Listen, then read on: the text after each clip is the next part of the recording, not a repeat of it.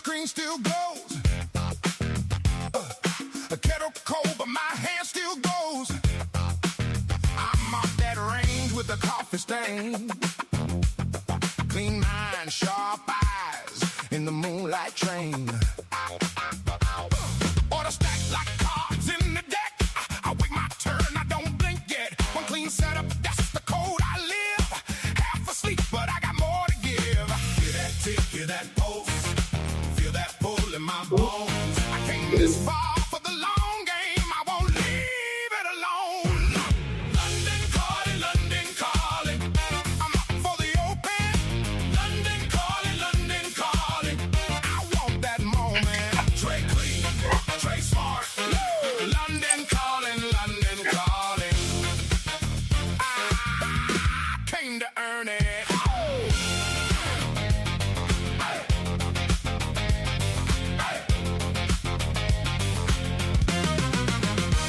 Dark outside, but my plan stays lit. No lucky break, got size up grit. Read that candle, read that spread. Take the compass, keep my head. I lost before I learned that sting. Now I cut my fear on a tighter string. Every dawn is a test I choose. If I want the crown, I'll pay my dues. Hear that tick, hear that pulse. Feel that pull in my bones. I came this far for the long game. I won't leave it alone.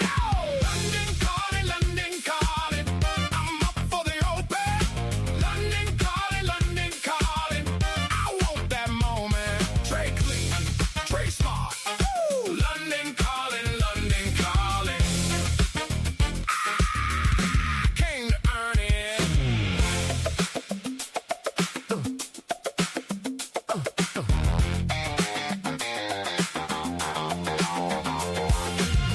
Let the night press in. Let the doubt get loud. I stayed on my feet. I stayed unbowed. One more shot at the life I chose. One more step when the market wakes. London calling, London calling. I'm up for the open. London calling, London calling. I want that moment. Trade clean, trade smart. London calling, London calling. I came to earn it.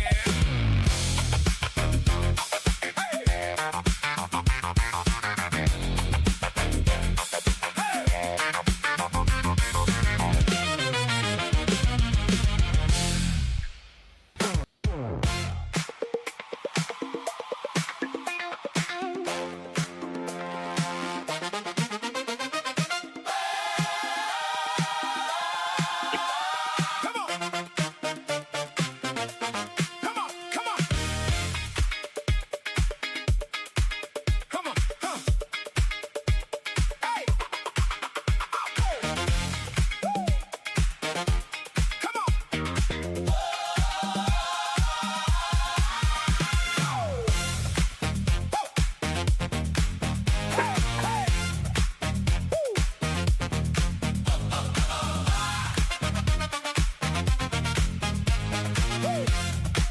Hey, hey, hey, hey.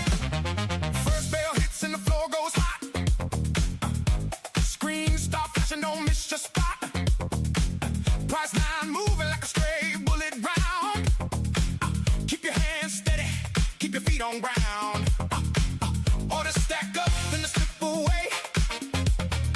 Every tick a test, every second pace. Woo! I can feel that roar through the iron door.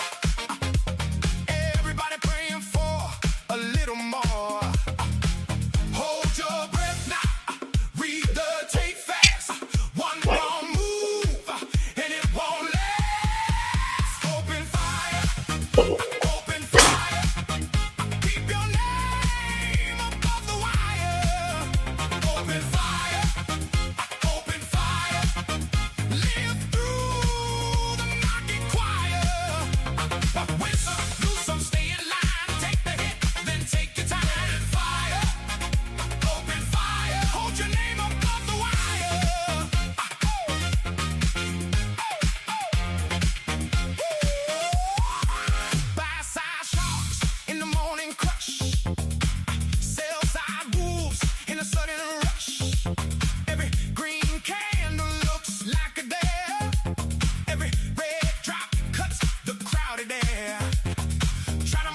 in the panic storm. Stay alive when the numbers swarm. Grip that plan like a steel front gate. One deep breath can change your fate. Hold your breath now. Read the tape fast. One wrong move and it won't last. Open fire. Open fire. Keep your name above the wire. Open fire. Open fire. Live through the market choir. Win some, lose some, stay in line. Take the hit, then take your time. Open fire. Open fire. Hold your name above the wire.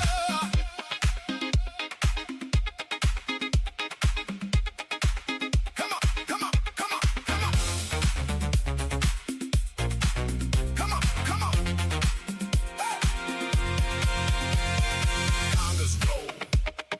Claps cut hard. Eyes on price. Oh, hands on guard. When the floor starts shaking and the whole thing spins, you don't chase the noise. You let the truth win. Open fire. Open fire. Keep your name above the wire. Open fire. Open fire. Live through the market choir. With some, lose some, stay in line. Take the hit, then take your time. Open fire. Open fire. Hold your name above the wire.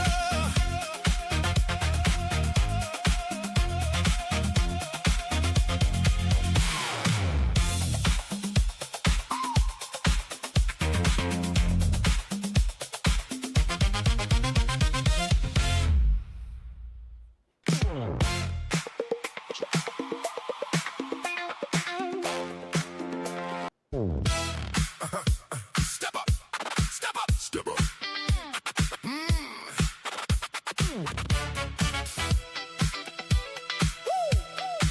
Step up, step up.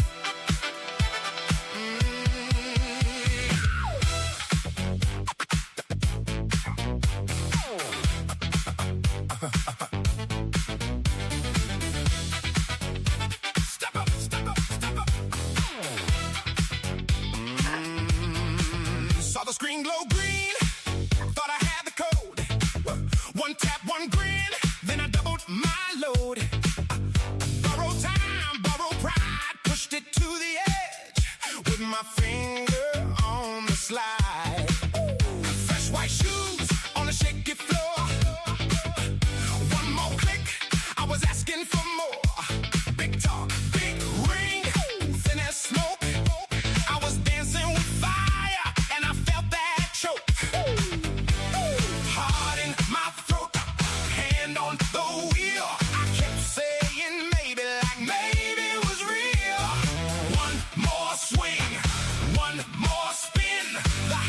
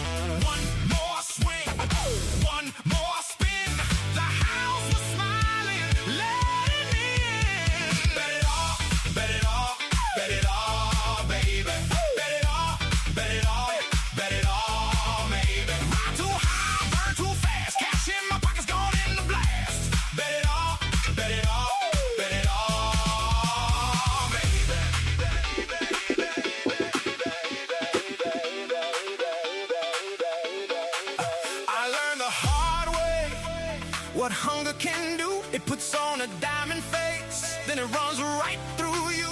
One step back, one breath in, a little less thunder, a little more skin. No more craving, no more show. I want my feet on the ground, where the real ones grow.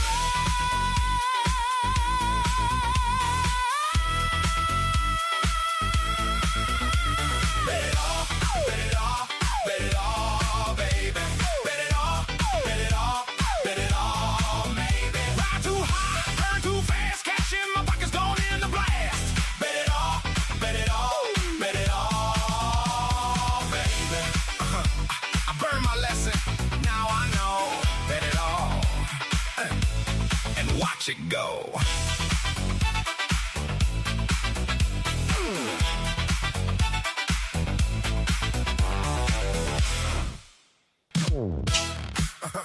Step up, step up, step up.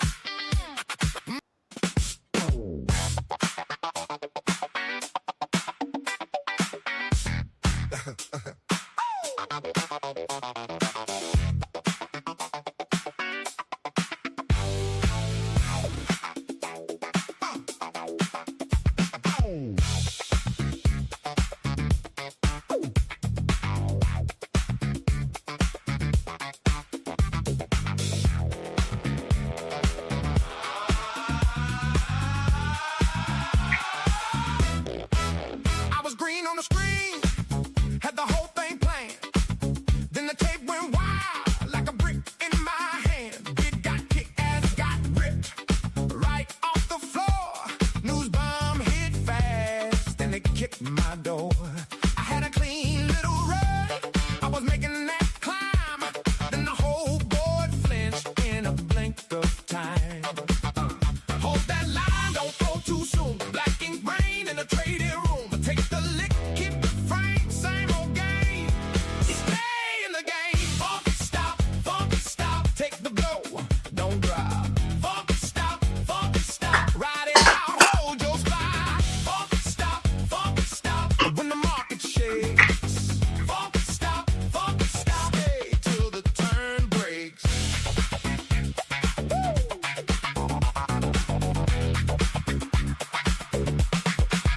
Red flashed up, then the room went cold. Every fast wind got a story untold. I don't chase the panic, I don't beg for air. I just clamp down hard and I breathe right there. Let it slap my ego, I let it test my nerve. Every ugly pause still deserves its curve. If the clock gets mean and the price gets rough, I don't quit the chair, I just tighten up. Hold that line, don't go too soon. Black ink rain in the trading room. Take the lick, keep the frame, same old game. Stay in the game. Funky stop, take the blow, don't drop. Funky stop, ride it out, hold your spot. Funky stop, when the market shakes. Funky stop, stay till the turn breaks.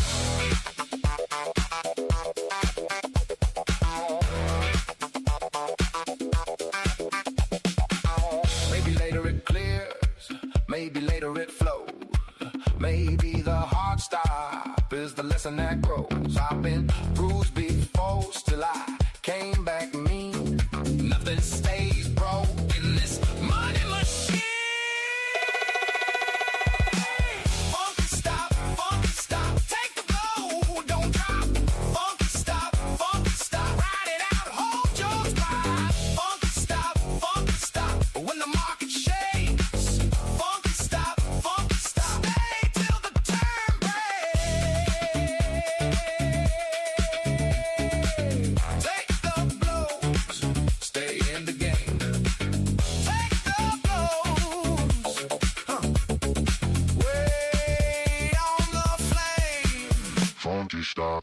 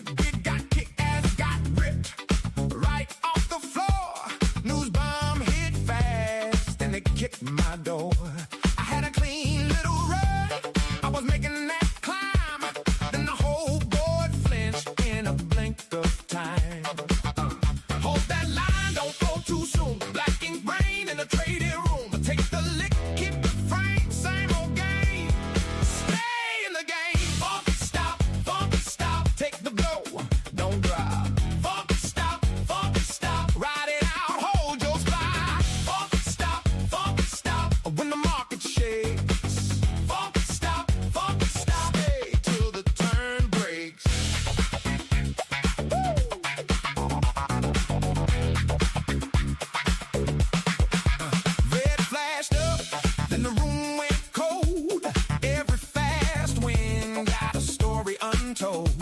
I don't chase the panic, I don't beg for air.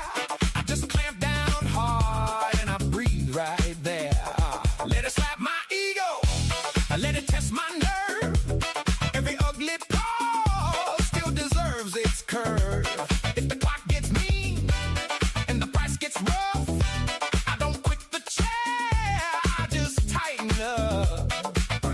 Hold that line, don't fall too soon. Black ink rain in the trading room. Take the lick, keep the frame, same old game. Stay in the game. Funky stop, take the blow, don't drop. Funky stop, ride it out, hold your spot. Funky stop, when the market shakes. Funky stop, stay till the turn breaks.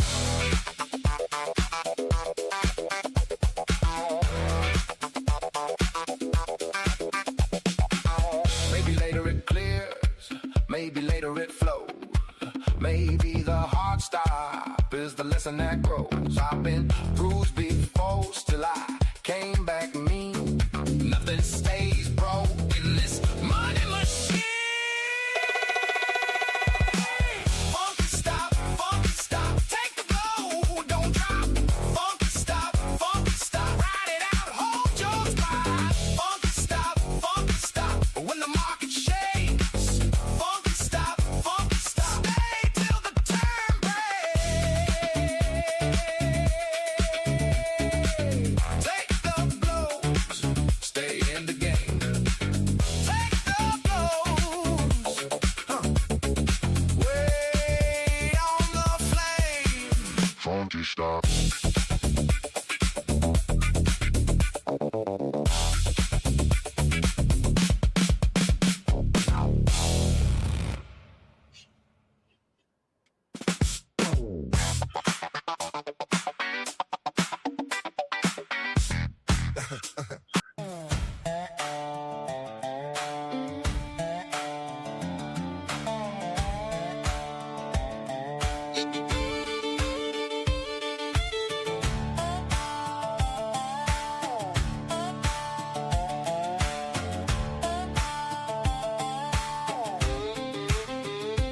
I'm away from the porch, dust on my Chevy tail. One suitcase, one good shirt, and a pocket full of mail. I learned to read the weather by the bend in the corn. Then I traded that river road for a train and a dome.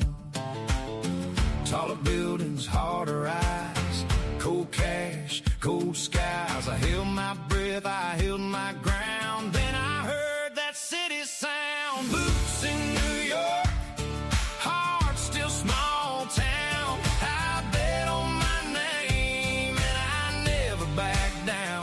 From dirt roads to gold floors, I found my way. Boots in New York, I'm still that boy today. Now I'm calling numbers fast while the ticker runs red. Learn the game by the minute with a pad and a thread. From soybean fields to big deals, I can read a room. Every rise, every fall feels like thunder in June. Taller buildings, harder eyes, cold cash, cold skies. I held my breath, I held my ground. Then I heard that city sound. Boots in New York, heart still small town. I bet on my name and I never back down. From dirt roads to gold floors, I found my way. Boots in New York, I'm still that boy today.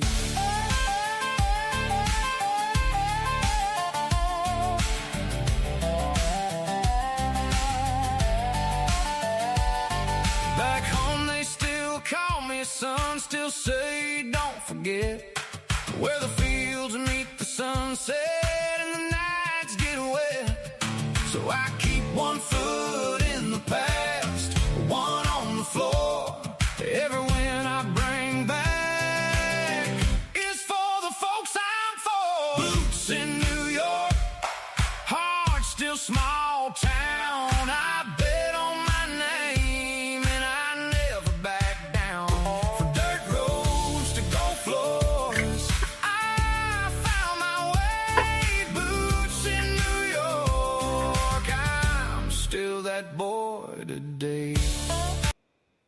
Good morning, good morning, good morning, everybody. Good morning, happy Thursday. How's everybody doing?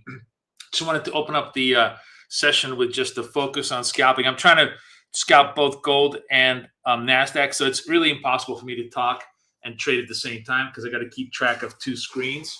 And matter of fact, I'm missing trades here. There's like a trade every 5 seconds. So I thought I'd just play music for a while and kind of trade. I may actually do that, in the 7 o'clock hour too. I think you guys are all tired of me yapping continuously. Mainly because if we're trading two assets, it's literally impossible for me to talk. I really have to watch them carefully. But the setup is very, very simple. People are asking me, what the setup is. The setup could not be simpler once you have the indicator in hand. We are basically trading the 1-2 punch combination. You have the signal, which is either diamond or triangles. That's your scalp directional signal. And then you have the trigger candle. The trigger candle is the pull away candle. The pull away candle confirms the direction of the signal intensifies. And then I'm just simply scalping in that point. And I'm using essentially the top on the short side, the top of the prior candle or the bottom of the prior candle as my organic stop on the trade. So even though, for example, my basic stop target is 416, which is like a 1-to-4 risk reward ratio. My actual risk reward ratio is just 1-to-2 when I basically pull the stop down. I'm adjusting those as it goes. So that's it. That's literally how you find a trade every 2 or 3 minutes. I got myself obviously flipped around in gold a little bit badly because I was just stubborn. No, I wasn't even stubborn. I missed that. What happened is there was a trade. It hit. I'm late to it. So of course now I'm greedy. I go, the worst sin in the world is not to take a bad trade. The worst sin in the world is to take a trade, take a good scalp that's already TP'd. I think that's really the worst sin in the world to do, which is to take a scalp that's already TP'd, thinking you're going to get a second chance at a bite of an apple. You almost never do. It's almost always poison fruit to do that. So, that's exactly what I did. Then I got myself flipped around, which is why, the accuracy ratio declined because I basically did this. Now I have another signal right now over here, which we can probably do. See if I can get this down. Maybe not. This would be, if this doesn't work, it's a legitimate stop on this case. But let's see if it hits me. It was almost there. What happened here? A lot of volatility here. You know what? I'm going to take the scalp. I'm going to take the scratch on this one. We're just going to scratch that one because that kind of went sideways on me on a big spike out. But what was I going to say? That's sort of like the cardinal mistake I made on gold, which is where I got chopped around over here because the trade that I wanted was this trade. I should have been in here, but what I got instead was a trade over here, and that's always a bad thing. And then you get chopped around. Eventually, I reversed myself out properly over here, and that all those trades flipped around and worked fine. Gold is a super easy instrument to trade these setups on, but the problem is that when you're rotating between gold and NASDAQ, your focus just you really got to be zoned in. So that's the reason I was so quiet. Yeah, I was enjoying the music. I'm figuring out there's a way. I just while I was doing all of this, I figured out that there's a way for us to hack it and actually create a playlist. And we could just simply do like a 35 minute playlist. Now, the other thing that's really valuable is people are asking me, where are the rules? How do I do the rules? So you see that overlay where I keep a trade tracker on? Well, what I'm thinking about, because now I have the code, we can actually create an overlay of rules. You can say, if this, then this, a stop target on NASDAQ is this, stop target on GC is this, and kind of rotate those out so that you never have to ask me what my entries and exits are. It becomes very, very visual. Like you can, I can say, if red diamond, double green triangle, then sell red, neon red candle, right? You can just literally hieroglyph it like this. And then the sequence, the logical sequence of trade. And then you never have to ask me. You begin to understand exactly what I'm scalping all day long as a structure. So I think I'm actually going to be able to do that today, and I can probably we can beta test it tomorrow in Friday's trade. You like that? That's a great idea, DJ. Are you responding to the overlay, like the idea of like putting an overlay, and then I just simply then we just rotate the rules overlay with the trade counter overlay, and then nobody and nobody's lost because you can kind of see it. So yeah, just technology is a beautiful thing once you figure out how to use it well. But that's basically the story. That's the structure. Coaching is coming up this Saturday. So those of you guys who want to join me, please join me. Let me. I still don't have the link. Oh, Miguel, you like that? Oh, everybody seems to love the overlay. Okay, super. I just literally pulled it out of my ass this morning. I was kind of like thinking about it. I was like, oh, we have this software overlay on this. I can totally make it, because you got to understand it's really cool. It's like a really, really cool application. I'm actually controlling all of this off my iPhone. Like I have AI made me like a little app where I can keep track of all the trades through my iPhone, and it instantaneously displays and streams out to you guys. So it keeps it a really, really instant thing. But I can also basically, same technology, just flip it around and say, give me rules panel, and it will just do like a rules panel right on the overlay, and then flip back. So yeah, it's really cool. Software is amazing once you start using it. So I was gonna say, so that's that's pretty much it. But I was gonna say, coaching coming up this Saturday. We have a really, really good strategy that we developed last week. Essentially, I guess what we call it, it would be a divergence strategy. It's an RSI divergence strategy that was amazingly effective on FX. I really didn't test it much on it's a sort of a 1 hour type of structure strategy. I didn't really test it much on NQ and anything else, so we'll try and do that. But we're also going to talk a lot about how I basically reverse engineered all the rules for prop trading and all of the things that I want to share with you as to what I think, how do you win the prop trading contests by reverse engineering their rules. And that'll be going to be a really, really part fun of coaching. So if you guys are interested, we'll talk about that, and how I've been putting that into my own trading plan, which has pretty much been, working so far. All right, possible trade here. There's a green arrow over here. So that's just, upside signal. This is the trigger candle, 31 seconds. If this thing stays, and the operative word is stays, neon green means it's got to be a pull away candle, but I don't think it is. It's not going to be a pull away candle because it's already touched the moving average. Overnight, big news: Nvidia blew out the numbers. Forecast 70% year-over-year growth. This is an 100 billion quarterly rate rev. So it's insane. Like they're basically going to be doing like maybe 150 billion a quarter next year. Is that right? I think that's what they're forecasting. We'll ask Gemini. But the stock, I think, kind of fell off because people are their margins are starting to get squeezed. And more importantly, somebody made this really interesting point on Twitter. So many people are now producing chips, right? Google is producing chips. Google's Tensor chips apparently are quite good on AI. Very, very efficient. A couple of other smaller startups.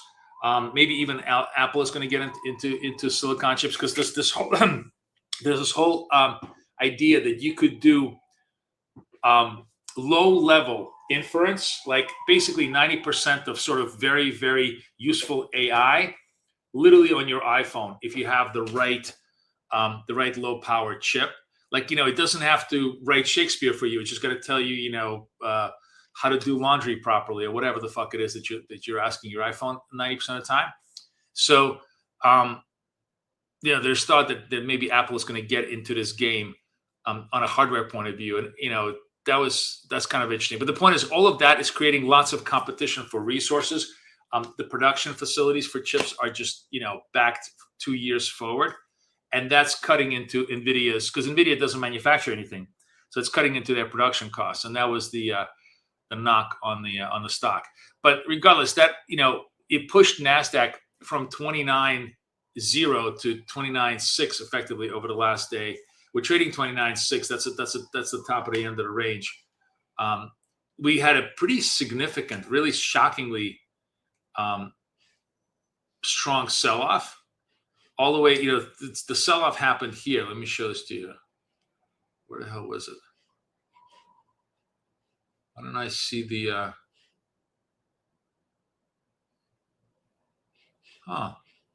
so this is London lows, Tokyo lows. Here it is. It's hard to see. I got to make this a different line. So Tokyo lows were like, we went from 600 to 400, basically a 200-point sell-off, very, very steep in Tokyo. And then as London came back online, they just took it right back up to, to Tokyo highs, London highs. By the way, notice how they took it to Tokyo highs, London highs, pretty much matching each other, double topped it, and now bringing it down back to VWAP. I mean, I talk about this all the time, but it's amazing how consistent it is to trade those session levels. So not much going on here. Shit, I missed the trading gold. Nothing much going on. Otherwise, we don't have any news. Jackson Hole comes in tomorrow. That might be an interesting trade.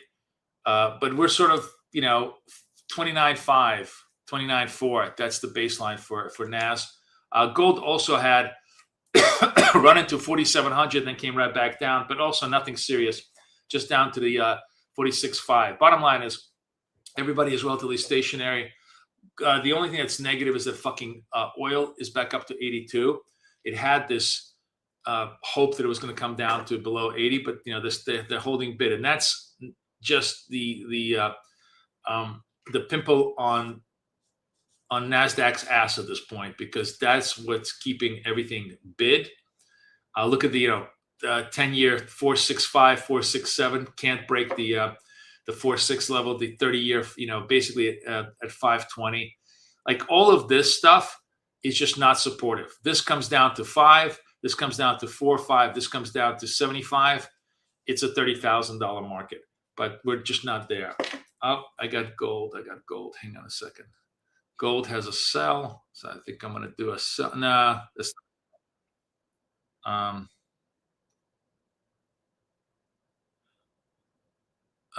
Wait, hold on. Which account am I in? 59? Oh, I'm in this one. Sorry, I'm in this one. There we are. It's really not a sell, but well, it is a sell. No, I take it back. That's a sell in gold. I did see it out of the corner of my eyes. This is a sell signal, a weak sell signal, but it's a strong.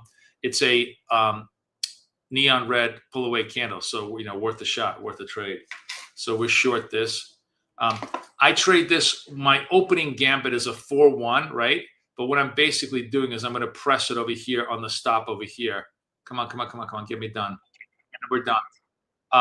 And so I'm closing my risk parameter by about 50%, because I'm only. The bottom line is, if it breaks this is the trigger candle. If it goes above the high of the prior candle, you're wrong on the trade. So much easier to to control it that way. All right, good. I'm getting back up to 75% on my trades.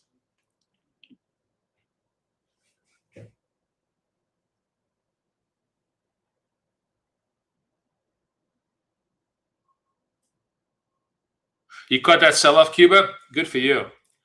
Tube making is all about reduction of waste. Yeah, every run is only, there's like about 70% usable.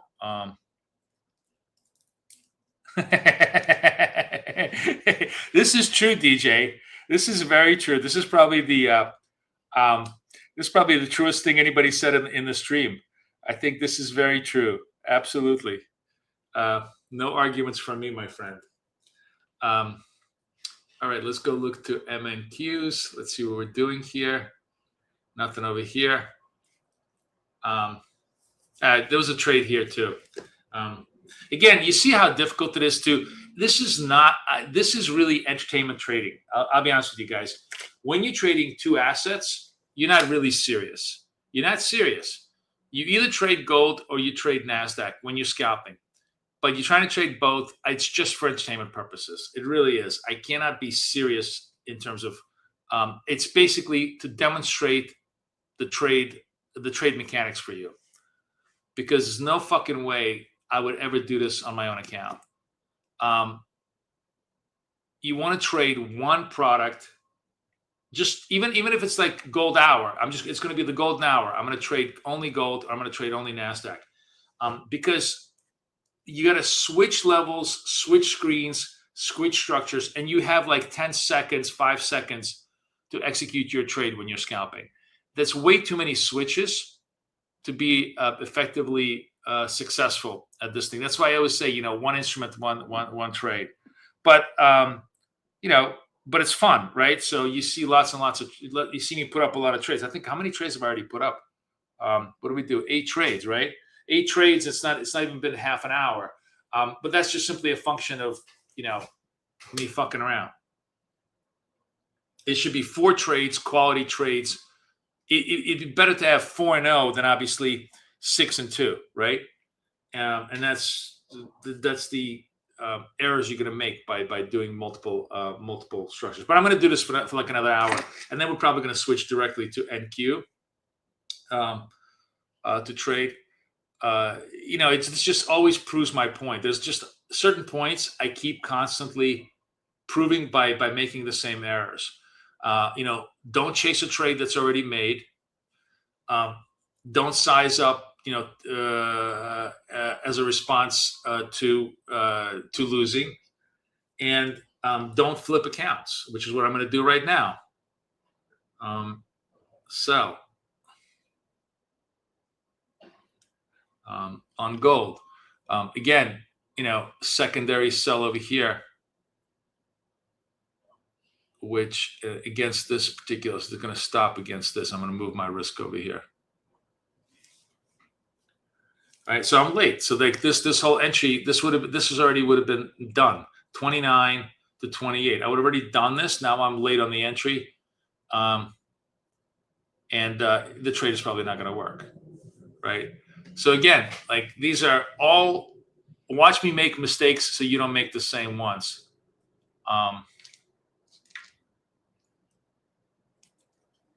My only saving grace is I'm trading small, but it doesn't matter. There's no glory in trading small if you're trading wrong. Your job is to trade small and be right. But anyways, see, like this is a trade that should have been done, and it isn't. Now I'm going to have to eat this as a loss, and my accuracy suffers as a result. But just proving my own points here. No. And by the way, nothing will make you lose money faster on the wrong side of the market than gold. Because gold, if you're not watching it carefully, you snooze, you lose. Look at this reversal move, right? This is like, holy shit, it's a $5 reversal move in one candle.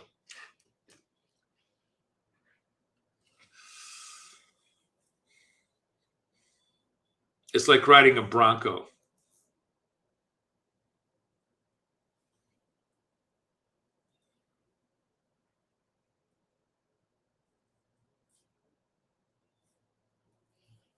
How do you determine which is the trigger candle?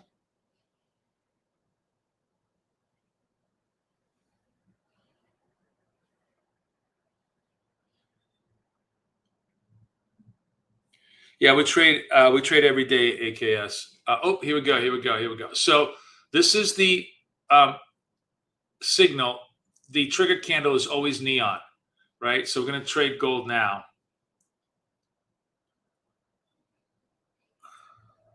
See if I can get into it. All right, I'm in gold now. And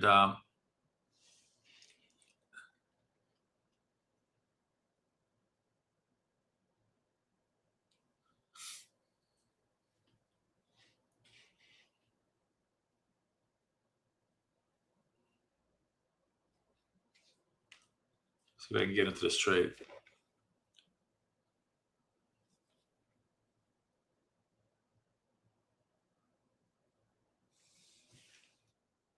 And we're done. See, that's it. Like when you focus on a fucking trade, you're done.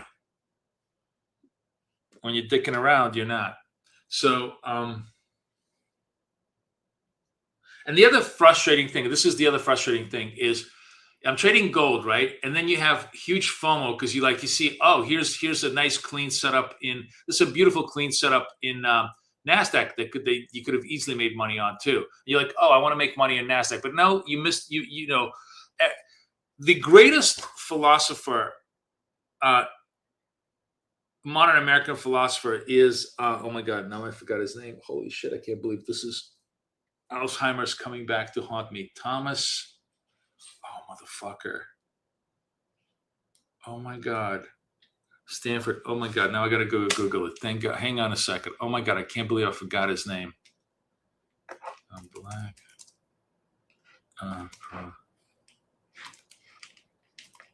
Professor Thomas Stanford University. Let's see if Thomas Sowell. Jesus Christ. I can't believe it. So Thomas Sowell, probably the greatest philosopher of modern American life, said the truest thing I've ever heard in my life. He said, there is no such thing as solutions. There's only trade-offs, right?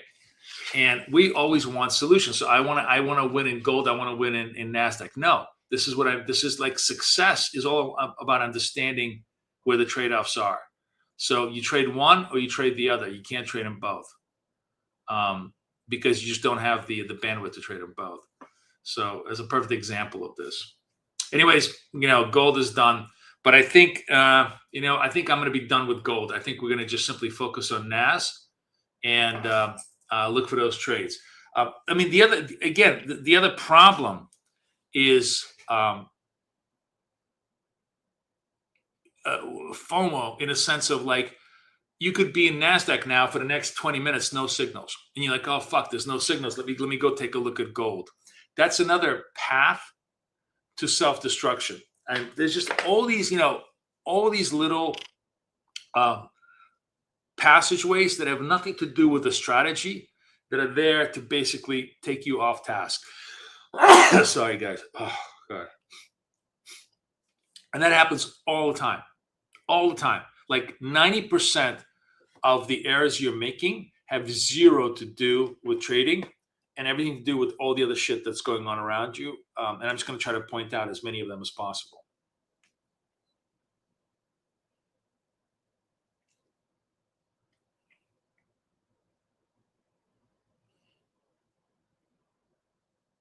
Yeah, you're wrong. Why are you trading on a diamond? Why are you trading on a diamond? The diamond is not the trade. The diamond is the setup. The red neon candle is the trade. Now, occasionally you're going to get a diamond red neon candle. You could probably take that trade, right? You could take this trade, diamond red neon candle. But this is not the trade. This is not the trade. Let me show you, Jason. Hang on, where the fuck are we? Here. This is not the trade. This is the trade. This is, you have a diamond, you have a red confirm, that's where you go. You're going to go short here. This is what you're trying to do, that little stub, right? Because if you just take the diamond, very often you're going to get your ass handed right back to you. This is not the trade. This is not the trade. This is not the trade. This is the trade. This trade over here did not work. But no, this was the trade. You see, I made this trade over here. That trade works. This is the diamond. This is the trade. This is the success. This is the diamond.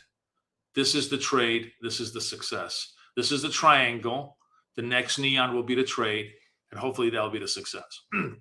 Does that make sense? Yeah. No, that's exactly the point. You guys are there to ask me.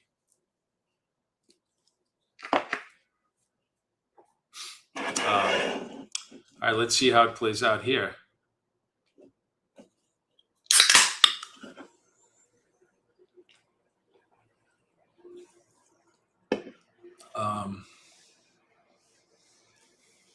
Now, you can also get fancy, where this is a buy signal, but what if you get a red neon candle? That's a counter scalp signal. I'm perfectly happy to see a signal reversed.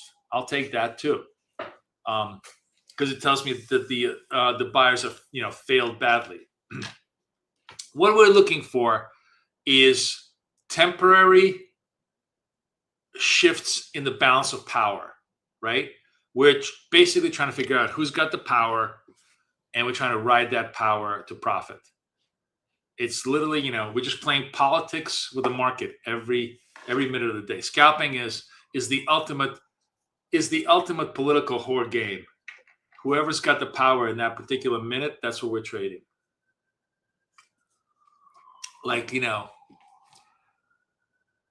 the word is mercenary, right?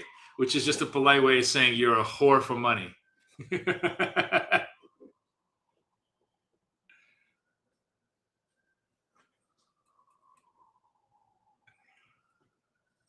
Right.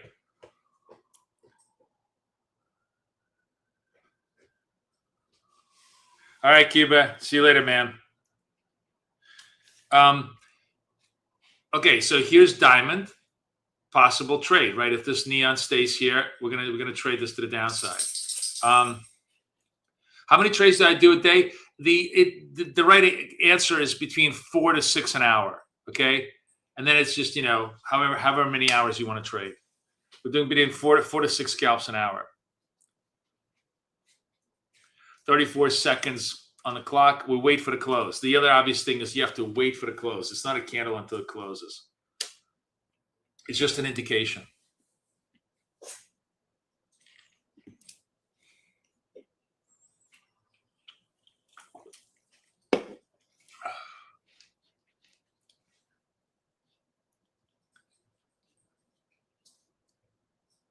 All right, we're going to sell market. In this trade, we are going to be just basically behind the high of this candle. If this candle gets reversed, we're wrong. So we're just going to see if we can ride this down.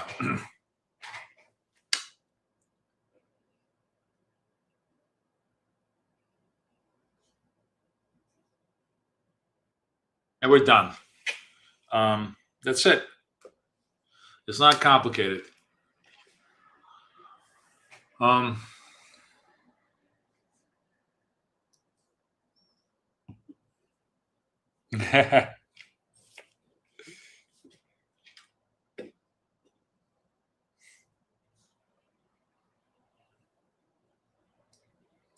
Four to 6 trades an hour too big? You mean too many? Is that what you mean? It's not too many if they're correct setups. Like, you're actually right. Although if you look at this, for example, let's say from 6 o'clock hour, let's do a anatomy of a trade here. Where is there a signal? There's no signals anywhere here except here. So I took this signal. That's correct. Where is the next signal? Here. That signal I could have taken, probably would have worked. Let me see. Was that a close? What do we close? 73. What's the absolute low here? No, this wouldn't have worked, actually. So this one would have stubbed us. So 1, 2, stubbed, 3 winner, 4 winner. So that's perfect. That's 5 trades, basically within an hour, 1 loss. 80% is the perfect sweet spot of where we want to be. Because if our break even is around 67, 60, even if our break even is 70%, we're 10% above break even, right? If you think about this, because you're entering a trade and then you're pressing your stop pretty much over here. So in this particular case, I would have been short 73. My stop would have been 83. It would have been 10. So that's a much tighter stop than having a stop at like 16. I would have saved myself massive amount of risk, and therefore my risk reward ratios would have been much better. I think I showed this to you. Oh, maybe I didn't show this. This is a good time to show you guys. Actually, I'm going to show you my my trading accounts from this week because I actually I downloaded them yesterday. So this is like midweek, and we'll do another review on Friday. But I'm just going to show this to you in a second. I just want to watch this price action, see if we can catch one more trade here. And if it doesn't happen, then I'm going to show you my results, because you're going to find that very interesting. My results degraded, my P&L went up because my risk reward ratio has really improved. I'm going to show this to you right because I showed this last night in Asia, but it's really cool information.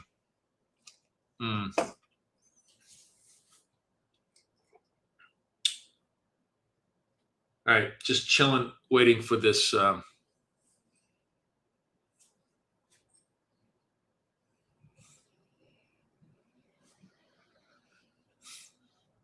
you know, honestly, it could just be me. I am very, like, Kathy is super good at she can literally do 5 different things at once, right? She's an incredible multitasker. I am a serial. Like, I need to do one task at a time. So, like, Kay probably could trade to it. Like, Kay sometimes trades, 7 pairs in a matter of an hour. That drives me insane. So, like, I don't want to make this point that, like, oh, you should never trade gold and NASDAQ together.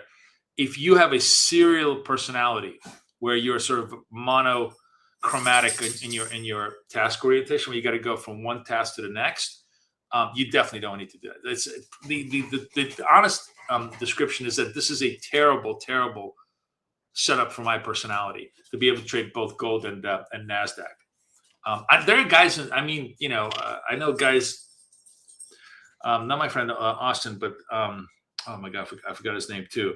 A couple of guys I know that trade like NASDAQ and YM and ES all together, which would drive me insane. All right, I'm keeping my eye on this signal here. Diamond breakout, looking for this thing to give me a trade here, but it's got to stay. It's got to stay neon. All right, I'm in the trade. And I'm behind this candle. That's my stop. So it's either going to work or not. Let's see if we get a push up here.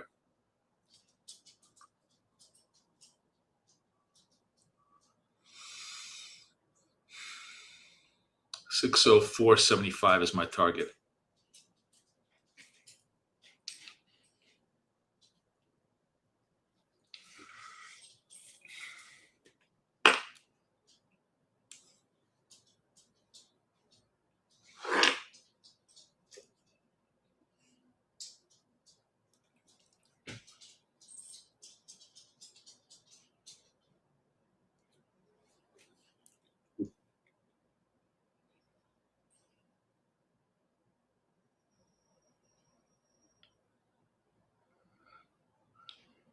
Yeah, that's no,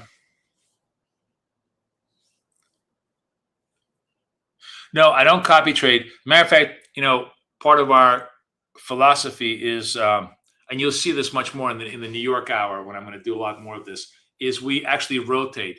We take a trade, we rotate to the next account. We have like 10 accounts that we run, and we rotate it. And there's a million reasons why that's a superior strategy. But really, the most important reason, I'll skip the mathematics for now, but I'll talk about this a little bit later. Mathematically, it lowers your risk by square root of the number of accounts you trade.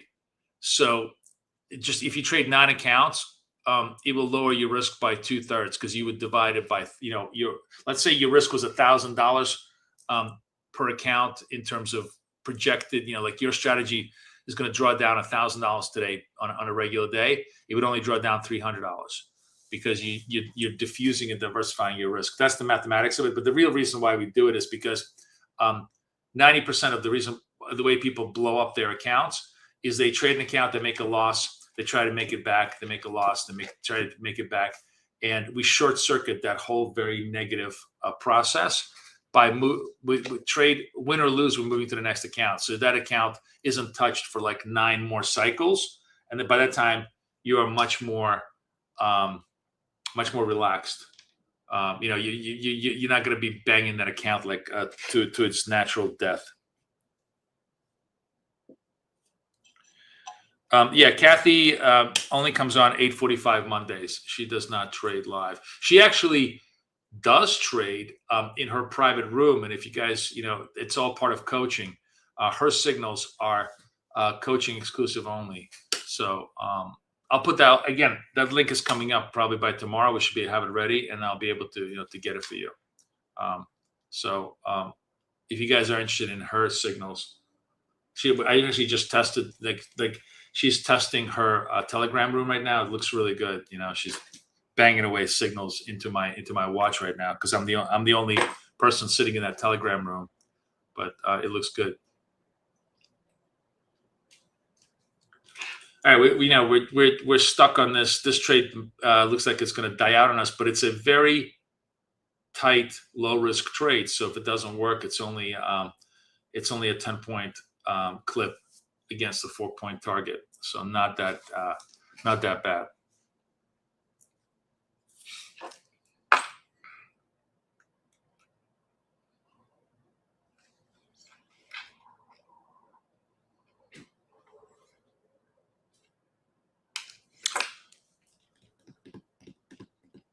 This is a proprietary indicator that I'm just watching. Oh, there we go. Look at this, and look at this. Look, 7 o'clock hour. I come back from the dead, motherfuckers, at 75%. Still a horrible goddamn ratio today, but not not nearly as bad as when I started. Okay, so let me show you. You guys want to see my run midweek? Let me show this to you. We're going to take a little pause from trading. So let me show you this. First of all, this is a totally free tool from our sister website, which is Prop Trader Edge. Anybody can use this tool. Let me put you the link over here. Yeah, baby. Always small points. The smallest man wins. That's my motto, Anjinka. I'm small and proud, baby. I'm small and proud and loud. No, I mean, just that's the whole point. You want high probability, you got to trade small. I actually love small. I drive a Mini. I have like a Chihuahua Dachshund mix and a Pomeranian. I also have 2 huge fucking dogs, but I have small dogs, small cars. I like small things. Small apartment. We have a huge house in Jersey, which I fucking can't stand. And I have like tiny little apartment in New York City that I absolutely love. I like small things. So it's probably like the right thing. Anyways, here we go. So Trade Analyzer, right? Free tool. Just click on it. You can use Tradeovate, Wealth Charts, or MetaTrader. Any of those, any of your reports will work in this. And I'm just going to drop. Hang on. I'm going to do this simple. You guys won't see this. Downloads. Here we go. I downloaded all these. This is from yesterday. All my Tradeovate performances. So I just dropped them into this thing. See, and I'm going to hit Analyze Files. So this is just this week's runs. And you can see, by the way, when I started to really implement that whole trigger candle structure, how the equity curve has improved tremendously, right? So far, and this is stale data because I'm obviously a day behind because I haven't put the new stuff on there. And there's a lot of stuff that we can go through here, but I don't want to bother you right now. We can talk about this maybe tomorrow. But what I wanted to show you was this. This is the most interesting thing. My accuracy has actually gone down. I remember I was running like 78, 79% accuracy. I actually dropped accuracy, but every other metric has actually improved. Profit factor at 2. Recovery almost at fucking 5. And this is the most important part. My risk reward was 1 to 2, 1 to 0.5, and now it's 1 to 0.72. That's if you can go parity at 70, you're just basically guaranteed to mint money. You're never going to get parity at 70, meaning 1-to-1 risk reward at 70% accuracy. But to get it up to 0.72, that means I'm only losing 72 cents. Excuse me, I'm winning 72 cents for every dollar that I lose. It's a really good ratio, because before I was only winning like 51 cents for every dollar that I lose on a high win rate. So these metrics were very, very interesting for me, and I, we'll keep a track on it, but you can see how all of that plays out on the long run as a positive structure.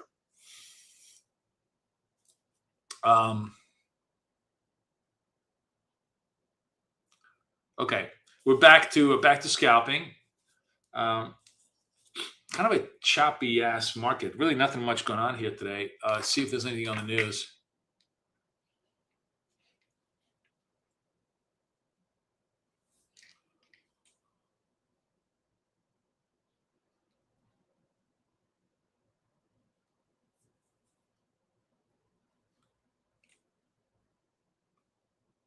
No.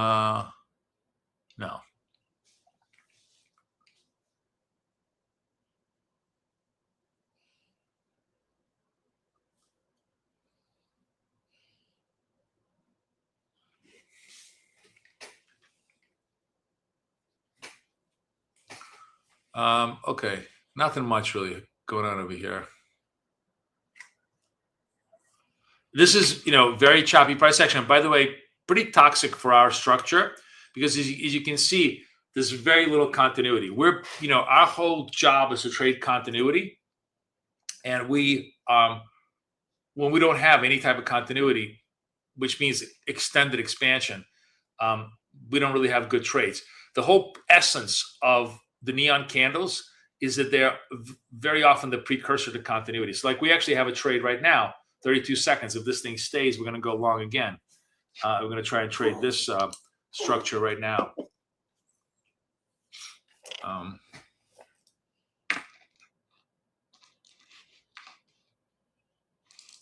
18 seconds left.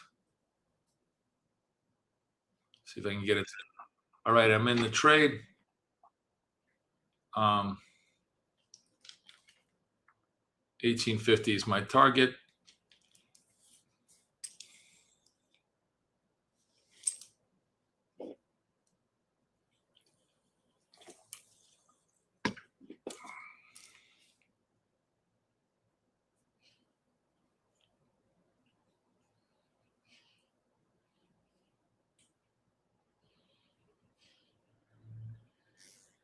Oh, I didn't see that. Richard, where'd you see that news? CIA boss saved DK from getting bombed.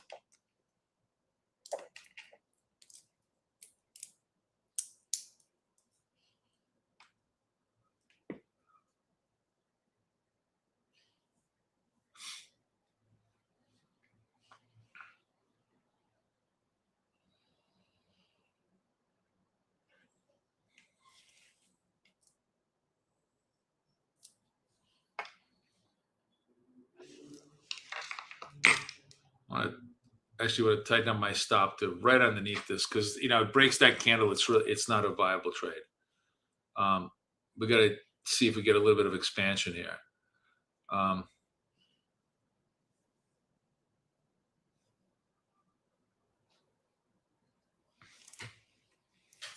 I'm going to have to Google it.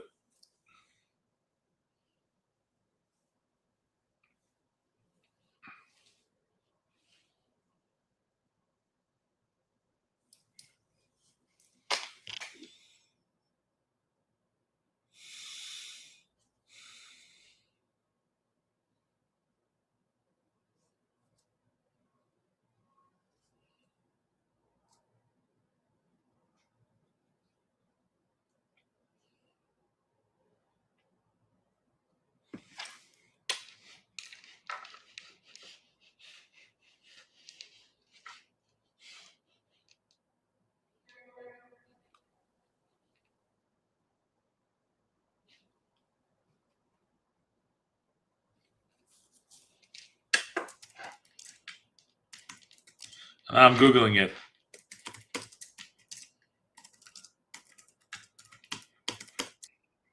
Oh, trade didn't work. So That one we eat legit clip. Just market not cooperating this morning, which is, you know, part of trade. We just sort of chop up, down, nothing, no continuity here. But that was, you know, legit clip. So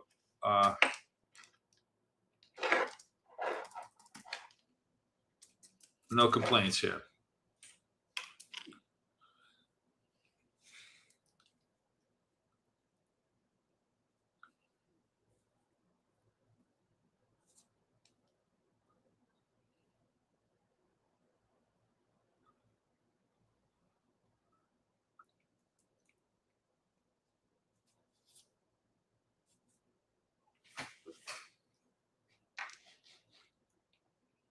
Oh, there's like more than one plot, but nothing recent, Richard.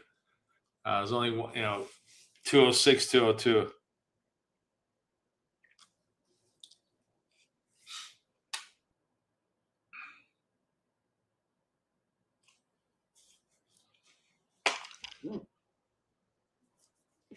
I'm gonna get rid of the settings because this just gets way too annoying on the charts. We'll put them back up.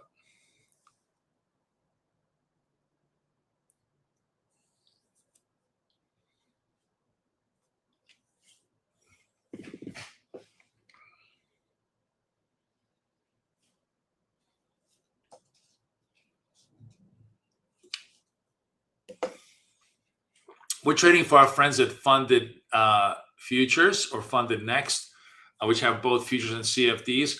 And I just wanted to show you that their new rules are really amazing. They have this rapid account where the basic idea is, you know, 3,050, just standard stops and targets, all of that stuff. But they don't have. You can do it in one day.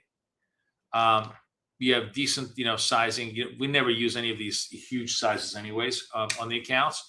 But more importantly, like there is no on the funded side. You go to the funded side. There is no consistency rules, right? Which is just incredible. You basically can, you know, if you do, you can get funded in one day, and then you have to get above the levels. But like the point being is that you're not running through hoops, you know, trying to convince them that, oh, you know, I have to trade 5 days to achieve my target. You could do one trade and achieve your target if you wanted to. So it's a really, I love the loosening of their tools. Funded Next, just make sure you use our discount BT Edge. You'll get the highest discount possible. So I just wanted to show that to you guys for now.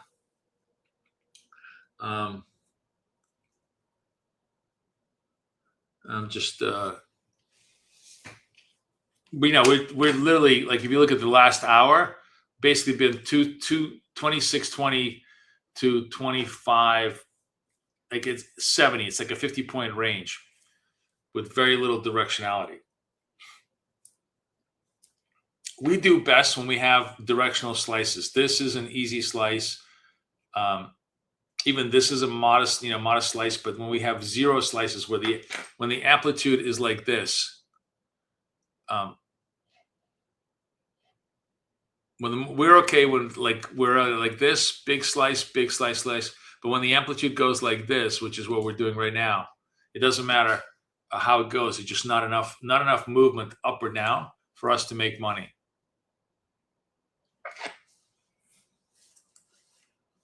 We can make money in this environment where it's like this, it's the easiest environment for us to make money.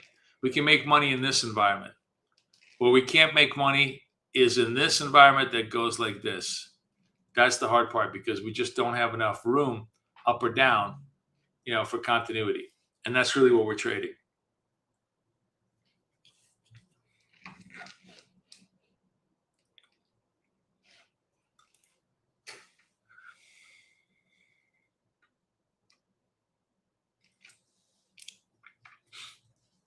I was starting to break that 620. London highs at 661. Maybe they want to make a run for it.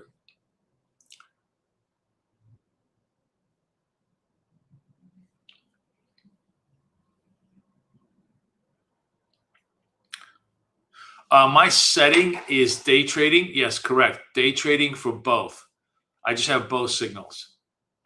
Not just triangles. I have triangles and diamonds. Just day trading both. Okay, here, if we finally getting that breakout candle, let's see if we can get some continuity behind it.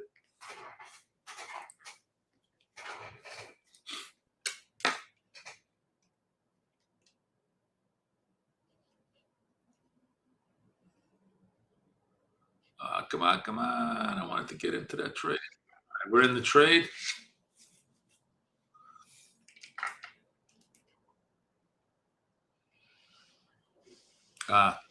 Sorry.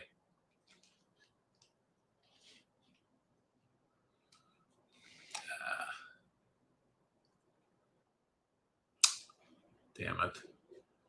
Nope.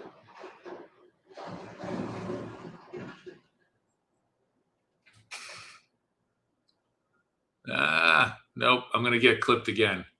Wow. Market just really not cooperating on these trades.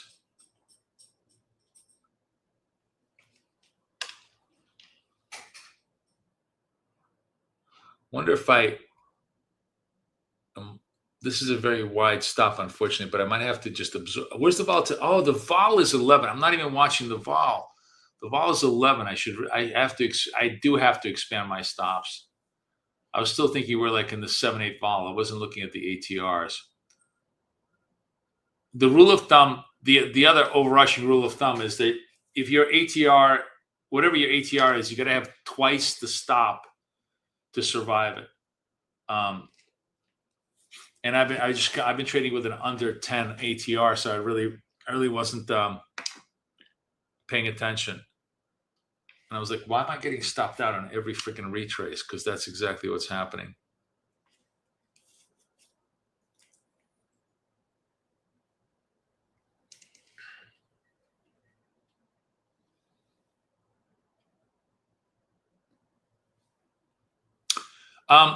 Funded Next, I think, does not like micro scalping, so that is one aspect of that. But of course, you can use all the stuff that I'm trading here much more in positional trades, and it's definitely much better to use positional trades on the indicator,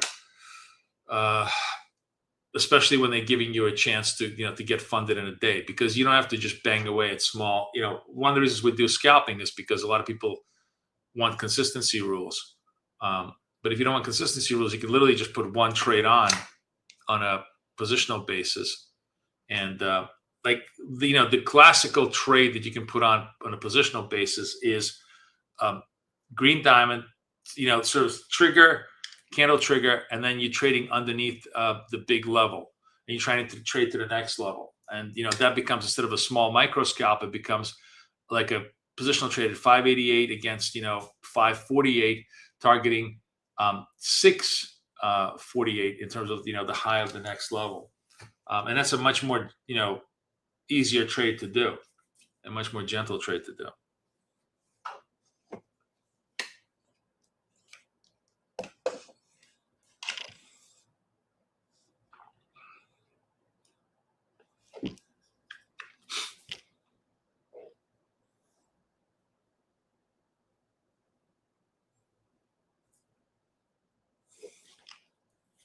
Price action is just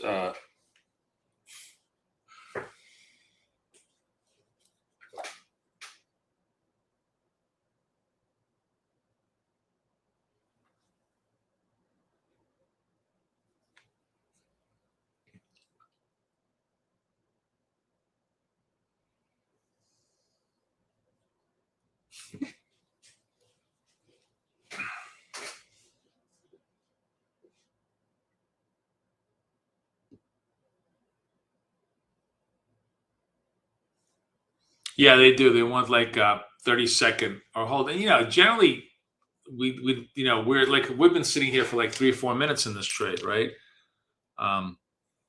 So it's not like we're going to be grossly above this, but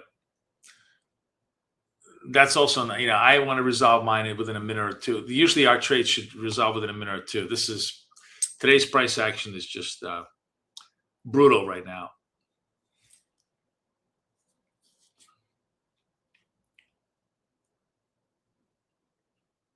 Ah, I'm eating another stop. Legit, but getting killed. Okay. Oh, on the other hand, be flexible. This is a buy signal that just completely got reversed, right? So I'm going to go the other way. Oh,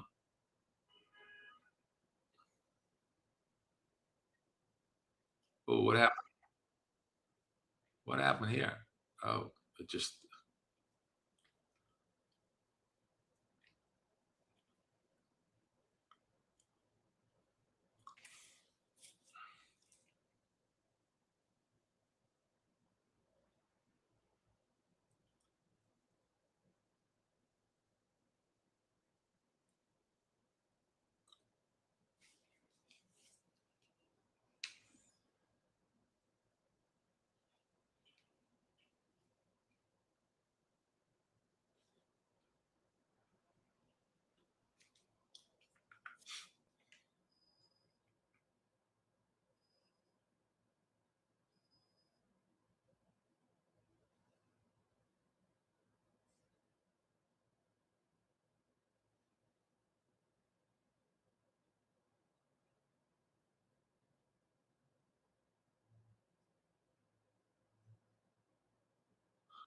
Right. You see, and that trade does work.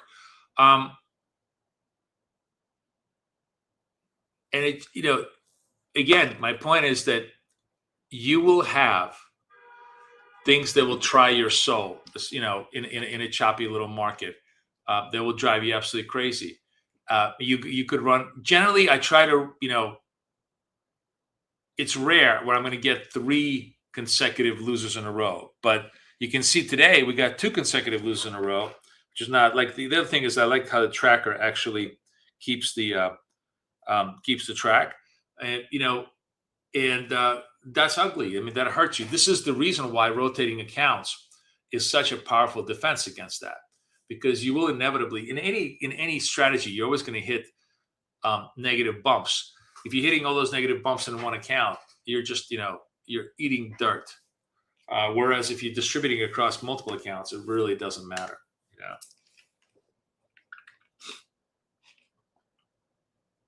Because even if you're like 80% accurate, you will go through stretches like this where you're barely 65% accurate.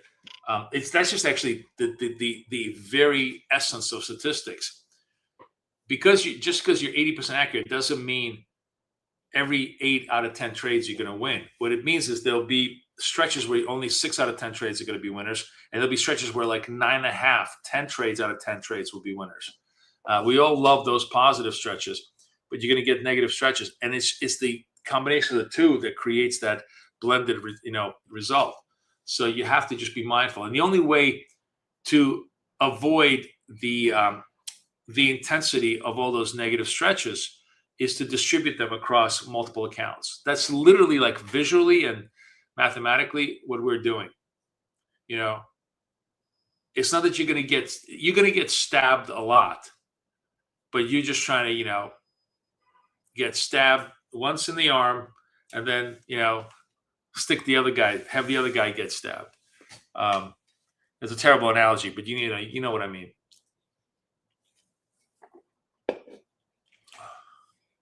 Anyways, the bottom line is that all of these scalp moves are just essentially chop, and we're just trying to extract whatever we can out of this chop right now.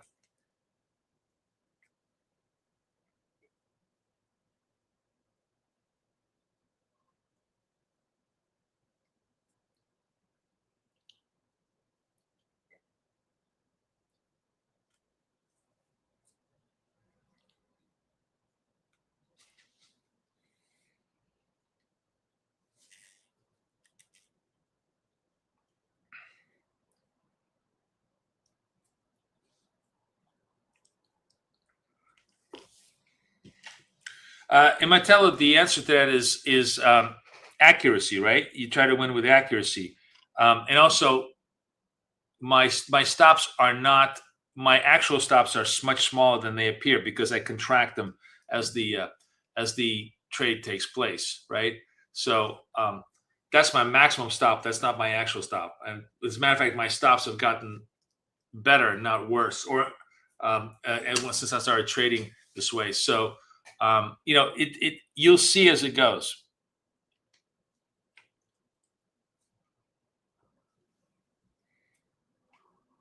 All right, now we have another starting to, you know, accelerate a little bit to the downside. Soft sell signal into a neon trade. Let's see if we can get in here. All right, I'm in the trade. Let's see if this is going to play for us. So again, my stop's going to be like right above here. I'm going to compress it down.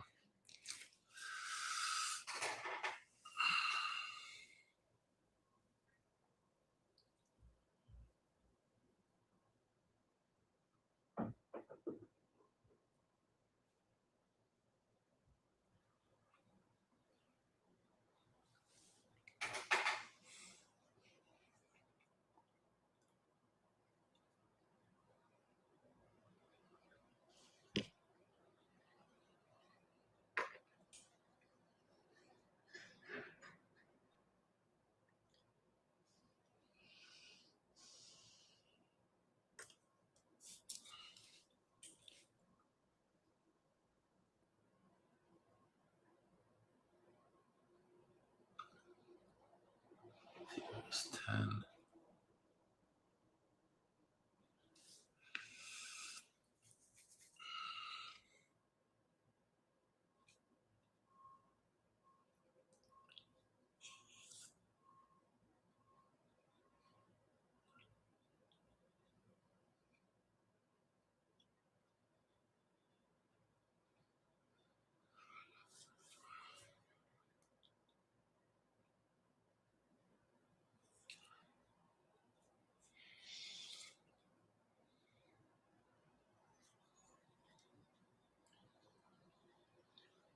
Oh, you know, the other thing I was going to say to you, as I'm watching this endless chop here take me out. What's going on over here?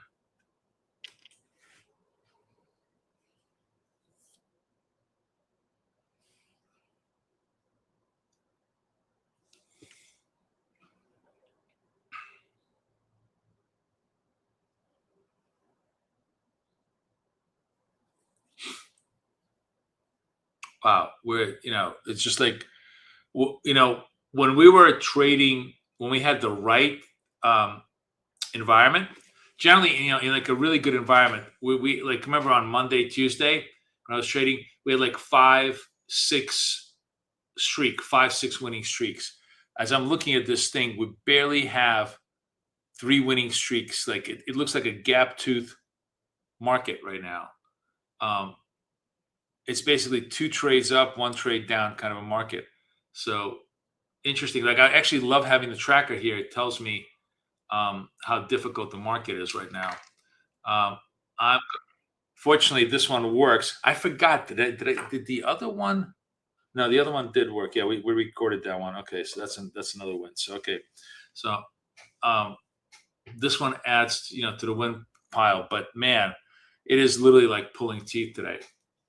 What I mean by about the gap tooth is you look at the overlay, you see in a good day we should have 5 greens in a row. We haven't had 4. It's been just massively choppy.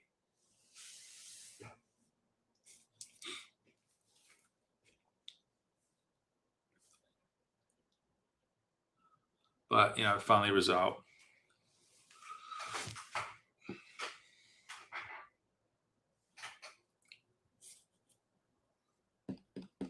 Good morning, everybody. Who's new in the room here? Who wants to say hi to me? Where are you guys trading from? Let me know what you're doing. Actually doing a huge amount of trades. There was way too many trades today. I'm just looking at, we're like at 16 trades, an hour and a half into the session. There's a way huge amount of trades. Although this is a good trade. We got to take this trade. I'm going to see if I can try and make this. I mean, this is a legit trade. It works. It works. It doesn't work. It doesn't work. But it's a legit trade. Let's give it a shot.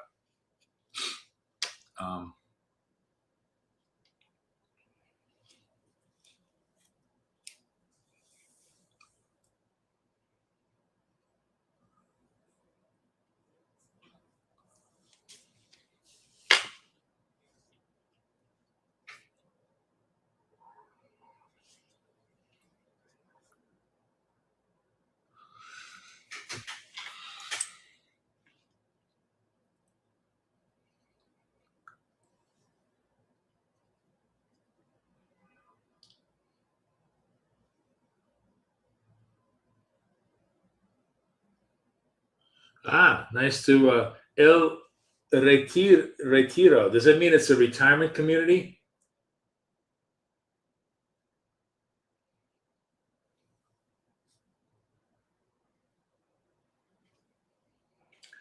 Um, I like both wall charts or Tradeovate. I really haven't done Ninja. And I'm going to sign up for Ninja because so many people are trading Ninja that I really got my get. The only reason I hate trading Ninja is because it's Windows, and I love my little. I mean, my PC is sitting right next to me, but I try not to use it. Come on, baby, come to Poppy. Let's go. Come on, there we go. Jesus fucking Christ, man! It is literally like pulling teeth today. Jesus Christ! All right, back to 71%. What a shit ass day. But crawling myself out of this hole here. Wow.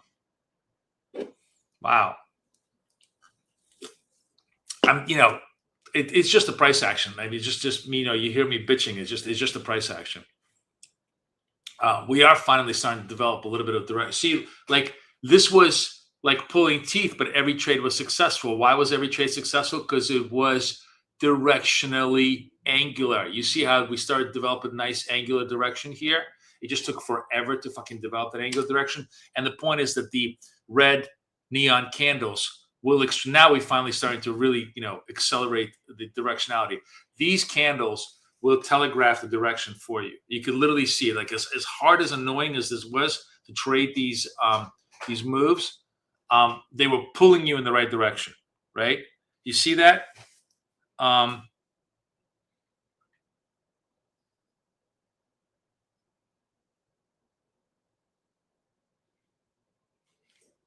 Do you see it? Yeah. Yeah, Jason, to be honest with you, my TP actually, just because I'm, being sloppy here. The TP now, like we're basically the way we should really run this, right? If its ATR is 10 or below, like 10 or below, should be about 4, it's 416, and then you basically bring it down to like around -10, -11 on the stops, right?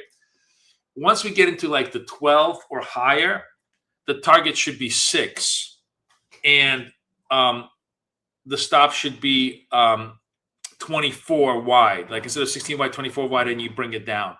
And then once we get into the 20s, the stop should be 8. Ooh, look at this pop. The stop should be 8, and with a 40 stop, and then you bring that down to like around 20 stop. The stop is dynamically scaled down, and the target should be expansionary based upon the value of the ATR. So like right now, I really should be trading. I'm going to reset my take profits to the 6 take profit. Yeah, 20. Let me see. This should be. What's that?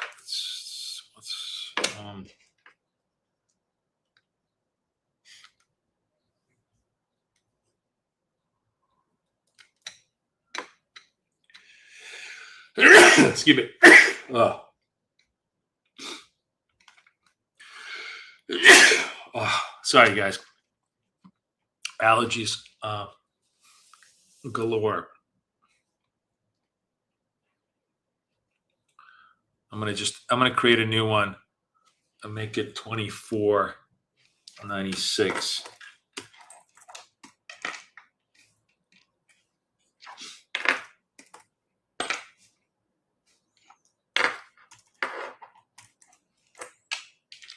Okay.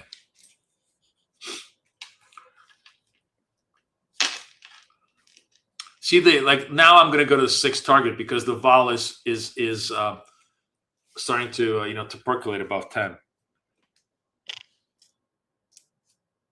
I don't mean 6 ticks. I mean points. I'm always talking in points.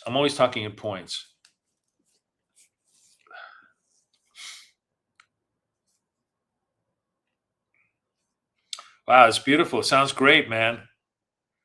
Gonna have to Google it now.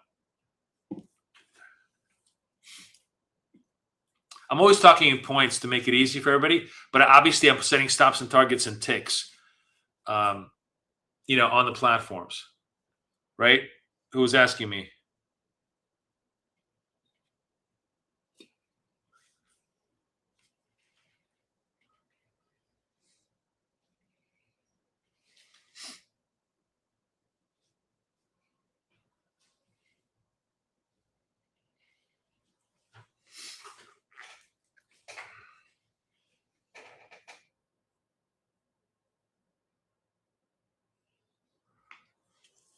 It's per contract. It's per contract. H2 producer. Producer, are you going to be in coaching? These are all like coaching questions, so I will answer them in coaching. They're just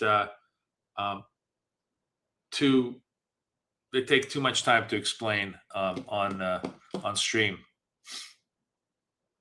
Yeah, Jason, did you not see, like, you look at my, I was showing this, I was actually showing this yesterday in Asia. You're going to eat a lot of comms. Like, this is actually a good number for me. Very often my comms are like 35%. And, you know, my argument to you is, first of all, what do you give a shit? It's prop comms. It's not coming out of your pocket. But more importantly, even if it did, the question I always pose to people is, would you rather pay $500,000 in taxes on $1 million salary, or would you rather pay no taxes on a $20,000 salary? Comms are just the taxes you pay for the success you seek, right? Again, goes back to my friend Thomas Sowell. You can't have high probability, low volatility success without paying lots of comms. Because you're either going to take $500 stop losses on $500 gains, and you pay no comp. You save $2 in comms, and now you made a $600 loss on a trade. Or you're going to take like a $50 loss on a trade, but you're going to pay a lot more in comms. Yeah, GC has definitely been an easier trade. You're right, Stephen. And the thing is, it's almost like maybe what we're going to do, Stephen. I think maybe we'll do this next week just for shits and giggles. We're going to do a coin flip. We're going to do a coin flip at 6 o'clock. Maybe I'll do like a virtual coin flip. And we're going to decide what we're going to trade for the next hour. That's going to be the fun part. I think that's what we're going to do. And then we just focus on that one asset. Because there's no doubt, like if you look, again, so much of your success depends on the contours. Look at the market. If the market, look, gold is a bull. Look, every fucking trade in gold here works, right? Every trade in gold works because it's a unidirectional market. What we need is a unidirectional market or a high amplitude market. And gold is actually both of those things. And NASDAQ was neither one of those fucking things until now. It finally became a unidirectional market now. We actually have, no, I don't have a trade. I don't have a trade.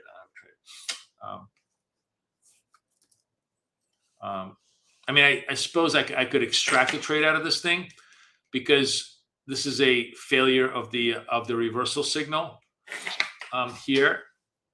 Should we take this trade? Tempting. It's right into the VWAP bottom, though. I hate taking trades into the level. Although, given the way things have been working, I'm almost certain it's going to work because I'm going to pass up on this trade.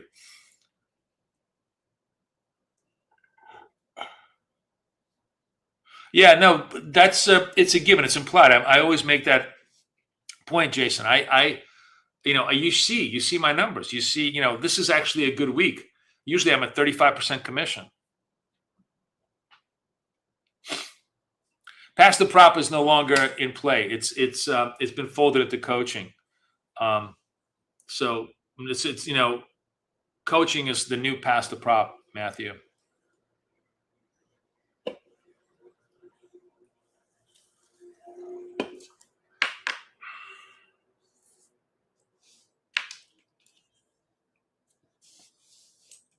All right into the VWAP. Let's see if we get a little bit of a bounce here. Jesus, man, it's been torturously slow lately on NAS.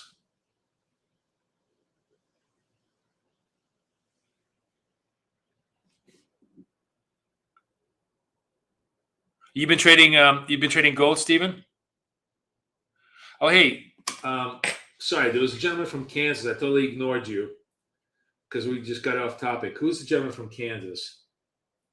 Oh, Jeffrey. You're from Kansas. Flattest place in the world.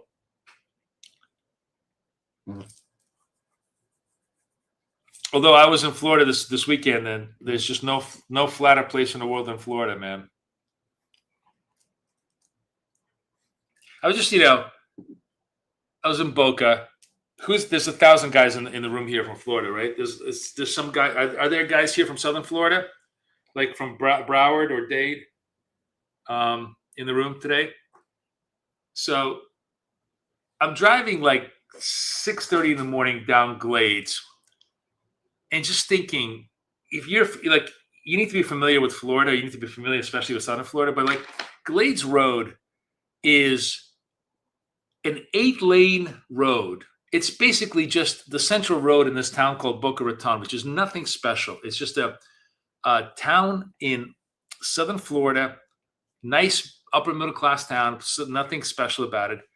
This is an 8-lane road, immaculate, pavement, 1,000 traffic lights, everything, anchored, shopping malls left and right.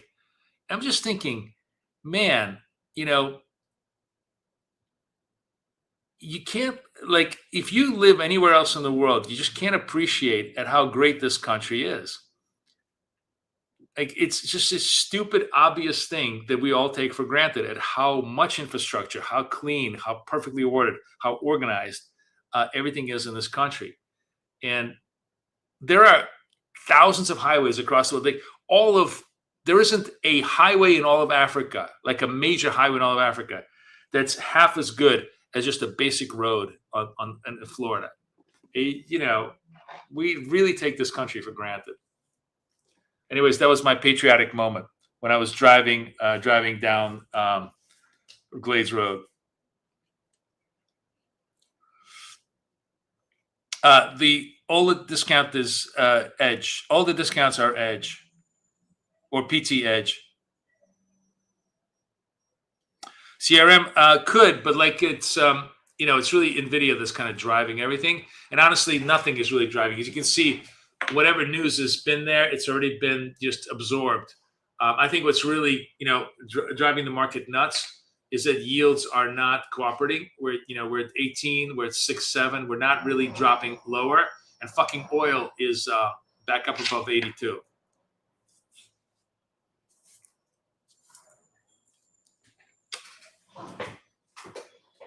Now, by the way, this was the tiniest of signals that would have worked, but I don't like to sell it into the support level. So now we're going to see if we can get a bounce off this VWAP,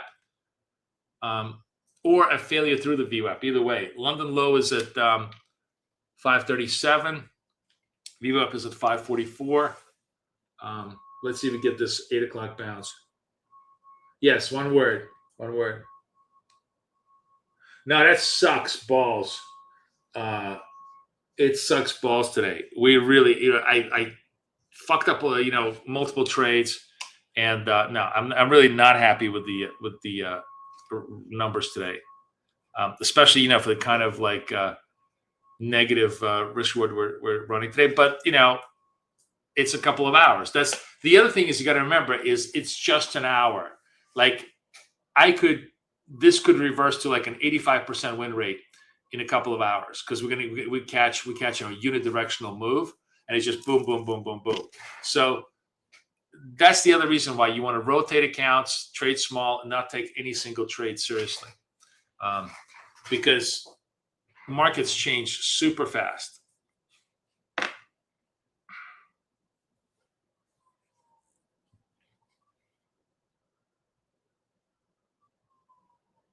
Then try Edge. It's one or the other.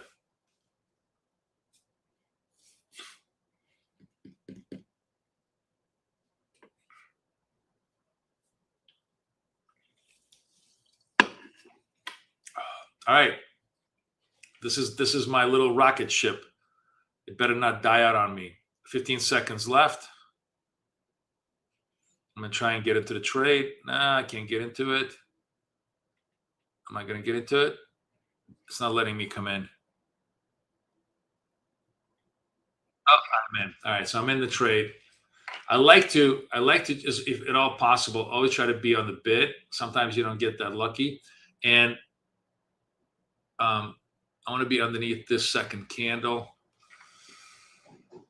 Where's my ATR? Oh, ATR is kind of compressed now a little bit, so I kind of want to just tighten my target. Oh, Jesus. Ah.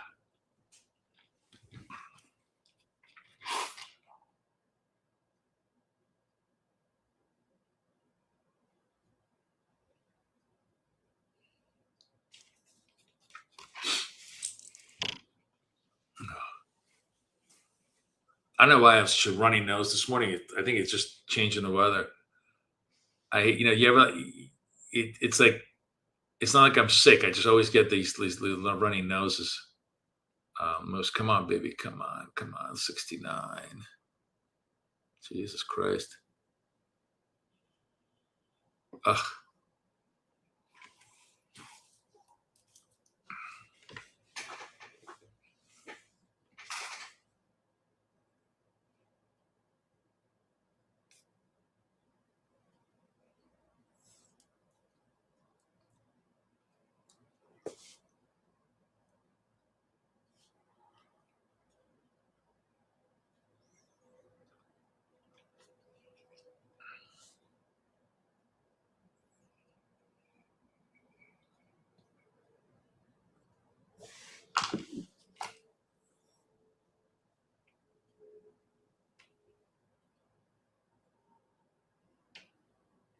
Yeah, a lot of human error factors for sure, Richard. Well, we're gonna reduce that a lot.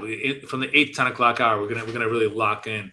I think we're gonna improve that. Right now, also, there's two things. We have the human error factor, and then we have the market just completely not cooperating. Look at this, just complete reversal on the moves here, right? And this is kind of frustrating, but like, you gotta eat another loss here. But I'll tell you the little secret that I do with a lot of my accounts is I will. This is straight up reversal signal. Straight up reversal signal. If it holds. We basically could not hold the VWAPs, and now we just completely reversed the trades. So I'm just trying to be patient until the candle closes, but I'm definitely going short this thing. Okay, I'm going to go. All right, I'm short this now.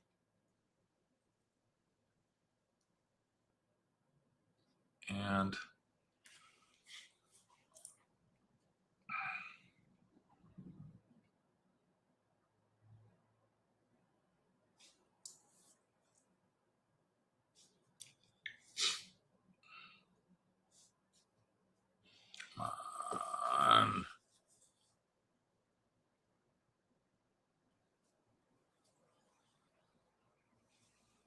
all right, I'm taking this. I'm taking it.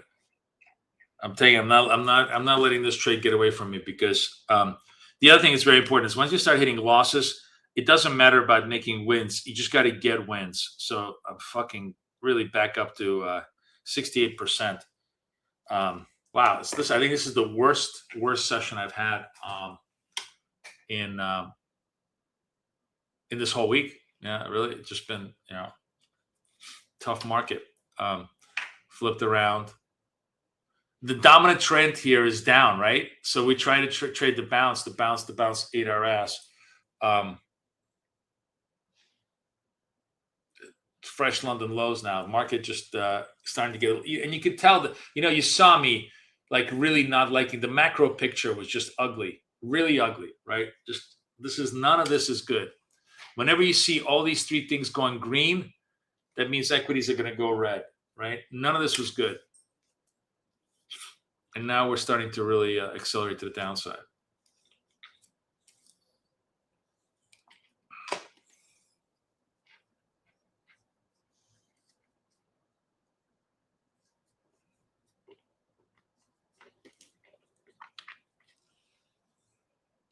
My London is at, I think, 3 a.m. Has it not been adjusted? Oh, you're right. It's at 4. Oh, you're right. I always forget to do this because I have to manually do this. Where's London? Oh, first of all, I got to do New York. No, not prior date. I want to do session levels. No. Why is my London? Oh, because it's not. Hold on a second. It's the UTC. Sorry, guys. Where's my UTC?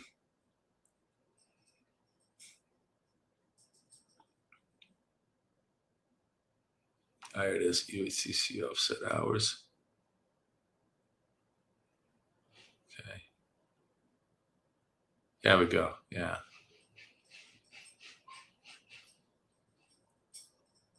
You're right. London lows is a little bit lower than that. It was the VWAP. We broke the VWAP over here. Thanks for catching that. I always keep forgetting that.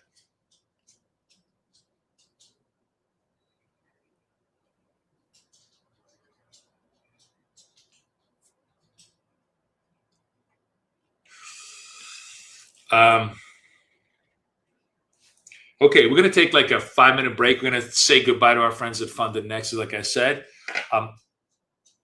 this is the key thing that I really, really like about them.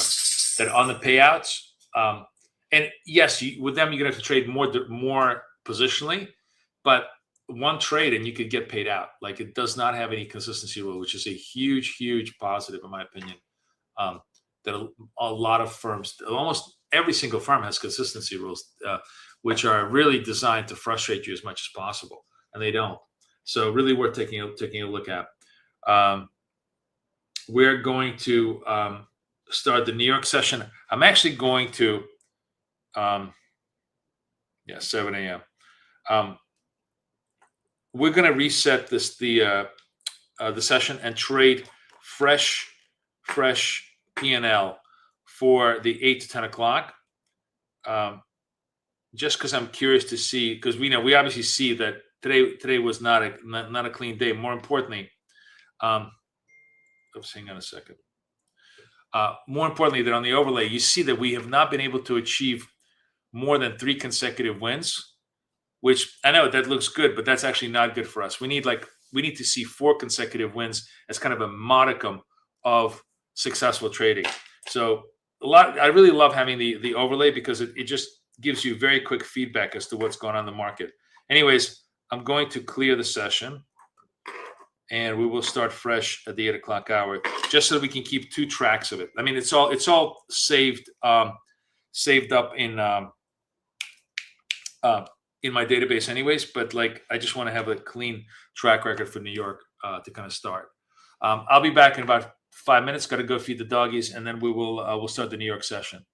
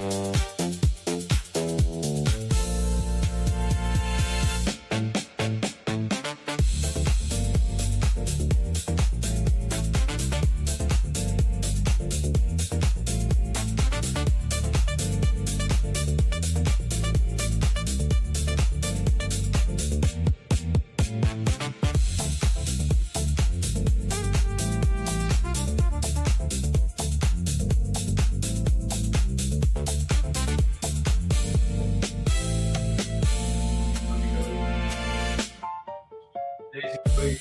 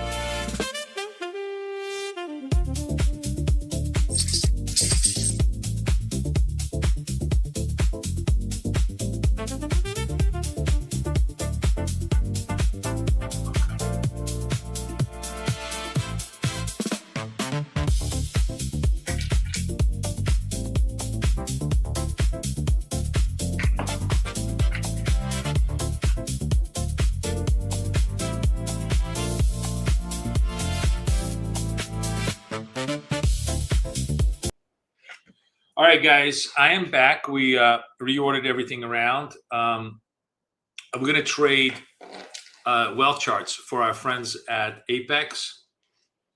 We're going to trade my Apex accounts, which are obviously the much bigger, wider accounts. This is where we really get to trade the multiple account function.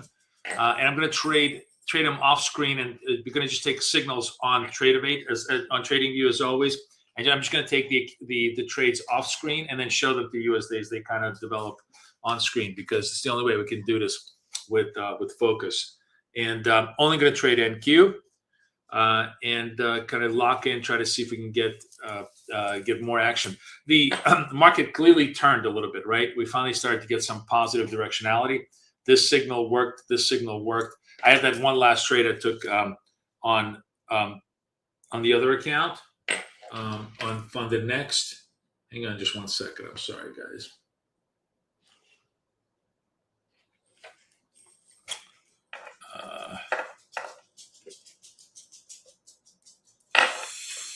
Just one sec. Somebody's bothering me.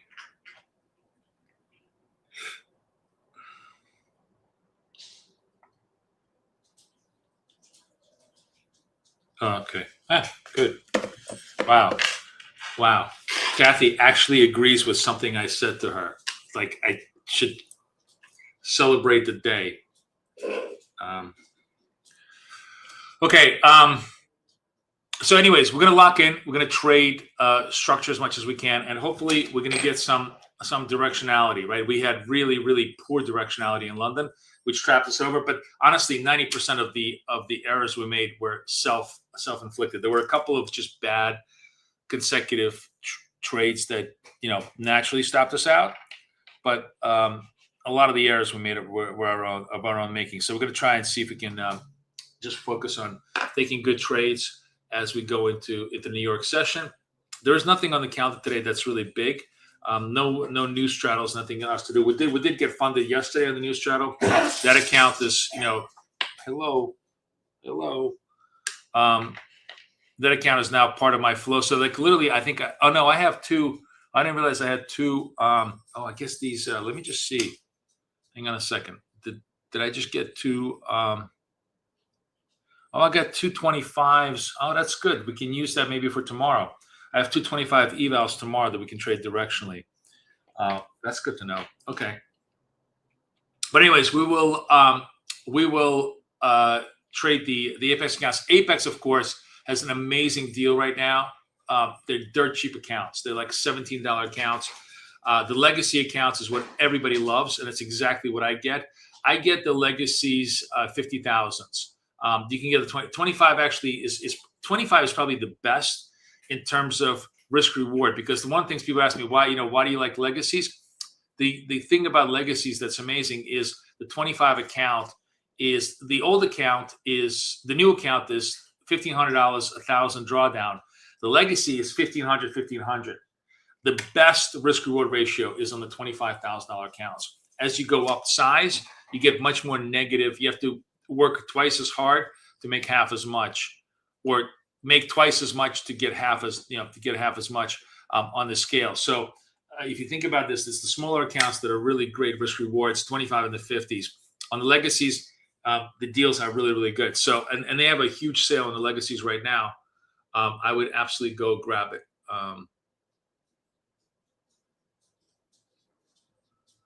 This is really, that can't be right. It seems no activation fee. I was like, yeah, okay, that seems really, really cheap. Okay, so yeah, this is no activation fee for the 5-pack at 59. What about the 50s? I think the 50s are really cheap. Oh, this is the other thing is, on the regular accounts, they're offering 5-pack. That's 5 accounts for less than $50 each. Zero, like you win the account, there's no more payment. If you think about this, even if you get 2 accounts funded, your total buy-in is $250. Whereas if you're buying lots of cheap evals and then paying the $125, you're still ahead. Like even if you just get 2 out of 5 funded, you're still ahead on the 5-pack. So it's another really, really good deal. Just wanted to share that with you right now. But we're gonna watch. We're gonna lock in on the accounts. I'm gonna trade my well charts, which are all funded, and like I said, I'll take the trades off screen, and we will and we'll show them on screen. I'm distracted because I'm watching gold now, and I'm like, gold is just sending so many good signals. Gold is definitely, as an instrument, gold has definitely been the better trade to trade today in terms of directionality. Because look at this angularity of movement. When you have these, when the slope is sharp, you're guaranteed to make money. It's only when the slope flattens like a pancake that you start losing money. But in this particular case with gold, trading at dollar scalps in gold would have just been pure money. And I'm almost like, I almost wonder if we need to start switching instruments to find the opportunities. No signal here because the signals were actually the signal was here. I missed it, but this was a good signal. But we'll look for the next one. I'm not going to chase it. I'm not going to make the mistake of chasing signals like I did before.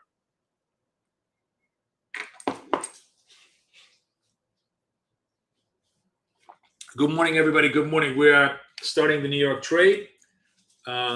Let's lock in. Let's make it happen.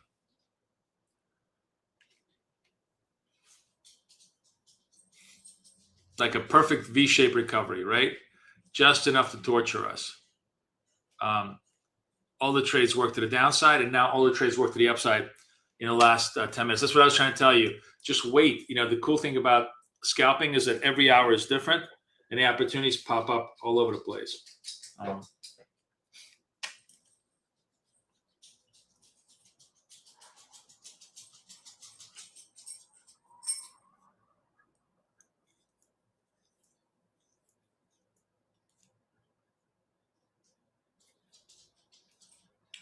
Richard, what were we saying about 7 a.m.?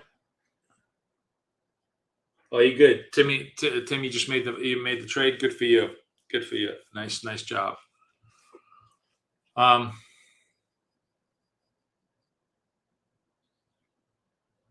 So again, coaching this Saturday, I'm going to show you some inside baseball that I do that I don't necessarily discuss on the stream, of how to convert a lot of these things into an even more profitable P&L while controlling risk. So definitely consider signing up if you're interested. I'll have the link tomorrow. We're just publishing everything today. Hopefully it'll be ready then.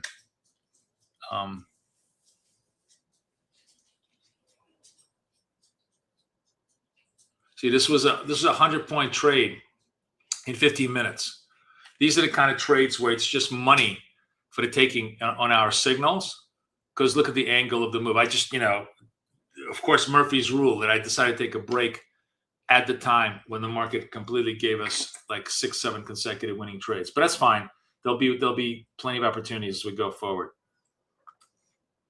The game plan here is, anyways, for you guys to absorb these lessons yourselves, so I don't have to tell you where I'm going to be looking to trade.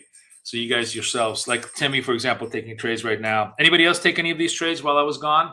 Anybody take the signals here? Let me know. I'd love to know if you guys, any of you guys took the signals with me or without me. I'd rather.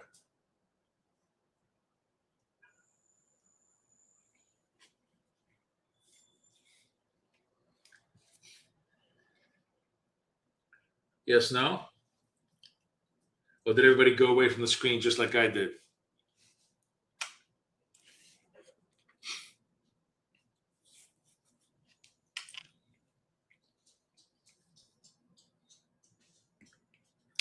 All right, here comes another triangle scalp. So this is the signal, and we're looking for the trigger.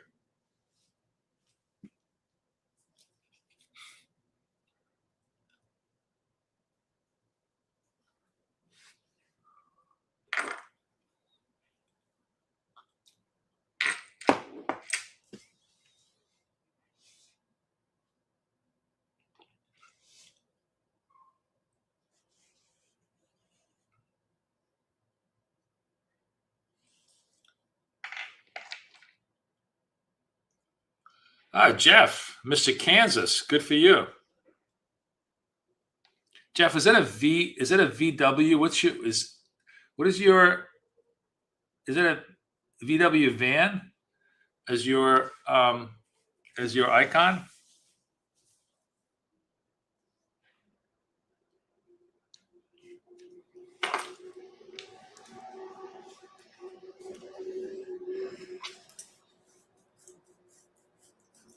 Oh, I have a question for you. Oh, it's a fire truck. Oh, nice. All right, this is a typical New Yorker question, so don't laugh at me. Is Kansas City, Kansas, and Kansas City, Missouri, are they near each other, or are they far away? You're a fire chief? Oh, that's really cool. I live like literally next to the fire station. That's why you guys hear all the sirens going off.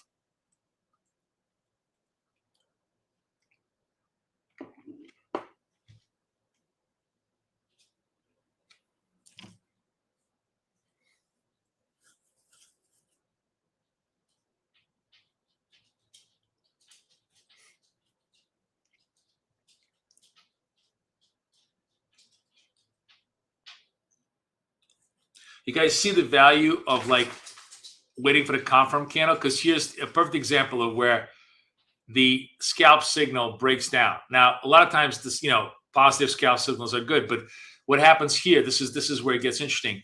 Because we've had a massive, massive move up, this particular scalp signal comes in at an exhaust at the end of this big leg up. And none of this, you need to worry about if you're looking for the confirm, because by passing up on this, you don't have to think about, oh, where am I positionally? How much move has it gone? Should I take this trade or not take this trade? In fact, you could just make the trade right now, which is that, hey, it looks like we're getting profit taking and reversal at this point.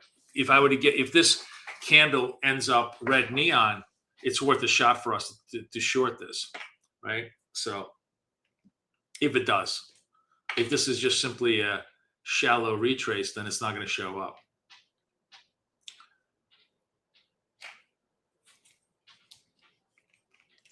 It's literally one town separated by a river. Okay.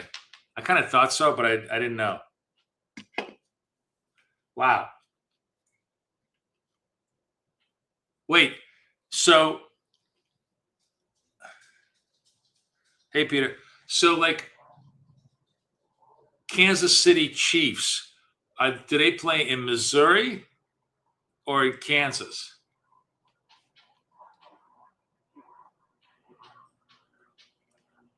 I know I sound like a retard, but like, this is what's known as East Coast geography.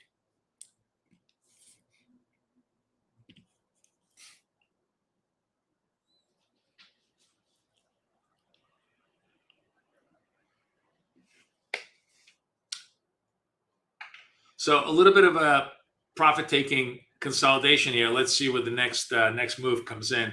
We'll look for the neon candles. It's in Missouri. They're in Missouri. So you got like two St. Louis and teams and Kansas City teams are all in Missouri. Interesting. It's like, I guess the two New York teams play in Jersey. So fair game, like Giants and Jets. Neither one of them plays in New York. They're both playing in Jersey.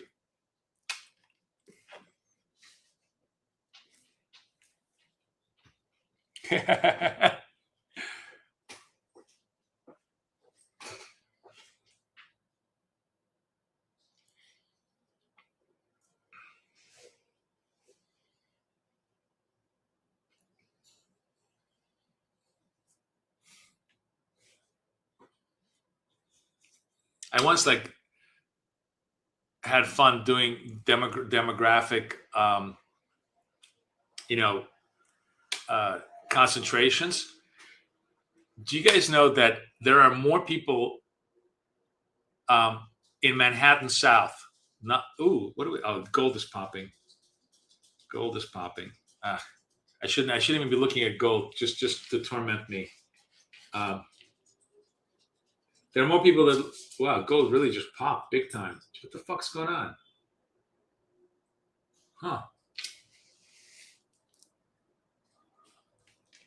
All right, we're not going to get distracted by gold.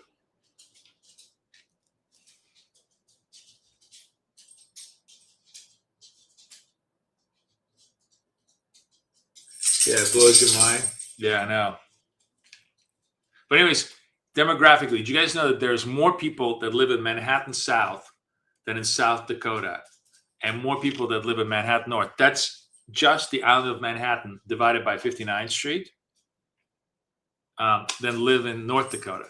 So you have an island, a borough, part of a city that has more population than 2 states. It's pretty wild, right?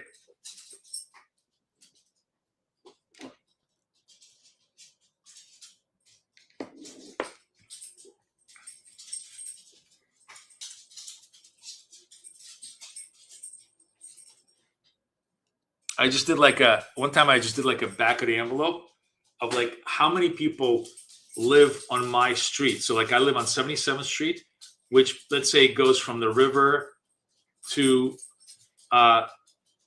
Central Park, right? From Riverside to Central Park. And I think I figured there was like 20,000 people.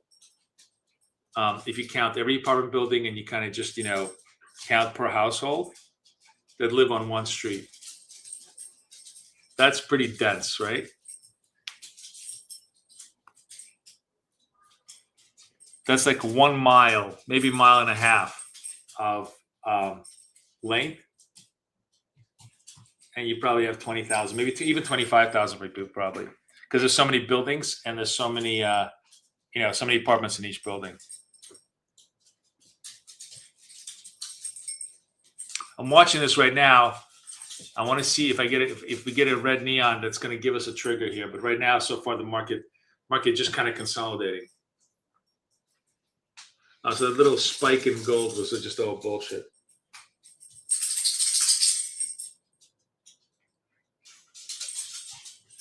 I know. Yeah. I mean, China is a whole nother level.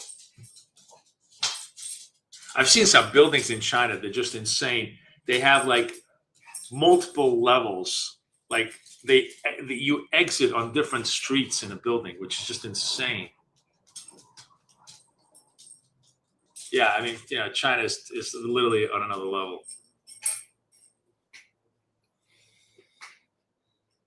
You know what's also wild about China, and this is true like about so many places, like true about New Jersey. New Jersey is the most populous state in the nation, and half the state is empty. Like it's the most populous state, it's tiny, and half the state is empty. And same thing with China. Like people don't understand. Like China, you think, oh, China is really populous. Every corner of that country is fully populated. Half of China is the Gobi Desert. There's like nobody lives there. You have basically 750 million people, or maybe 1 billion people living in half the country.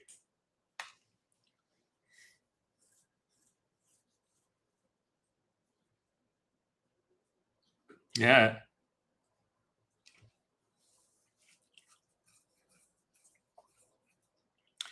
I don't have any thoughts on digital assets, but Jackson Hole, I don't think it's going to have any massive impact. I don't think Warsh wants to make waves right now.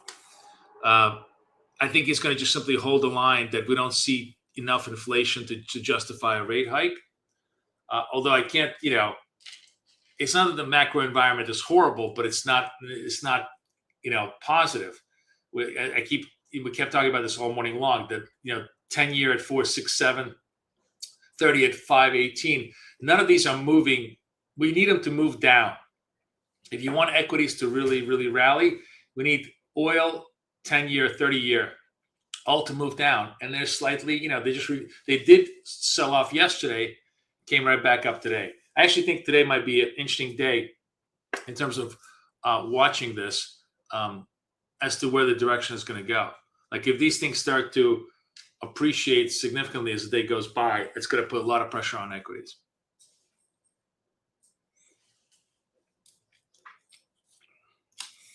All right, so we recovered up to the 600 and just kind of floating around. Not much going on here. 8:30. Anything on the calendar today on the 8:30 basis? Let's see.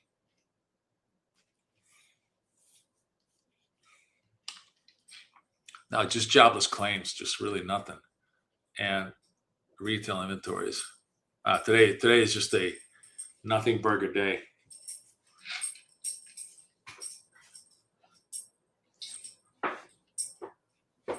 Yeah, I don't think he wants to rock the boat.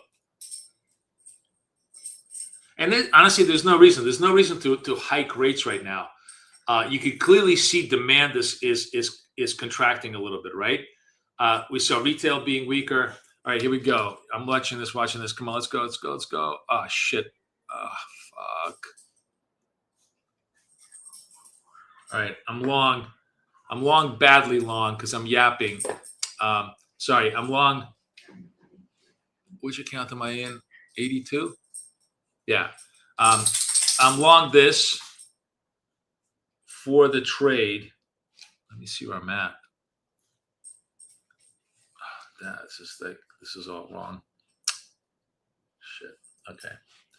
I have to adjust all of this stuff here, guys.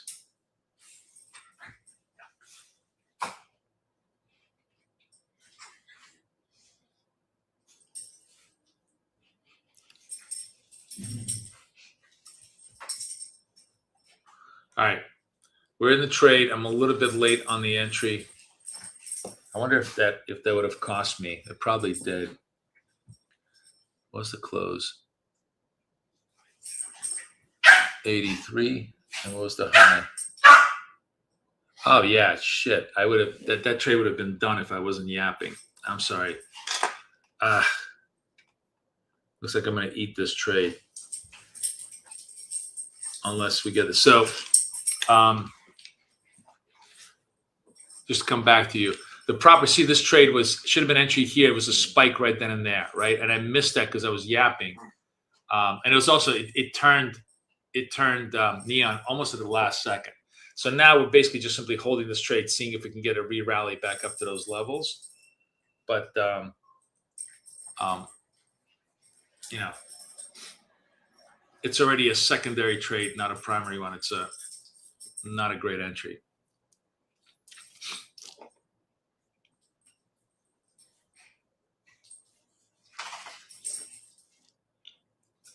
I think I'm stopped out. Yeah, I'm stopped out on the trade. Just got blown out. So, okay, first trade of the day is going to be a fucking loser. All right, we're going to take it. Oops. I'm going to clear. Sorry. Okay, here we go. Okay.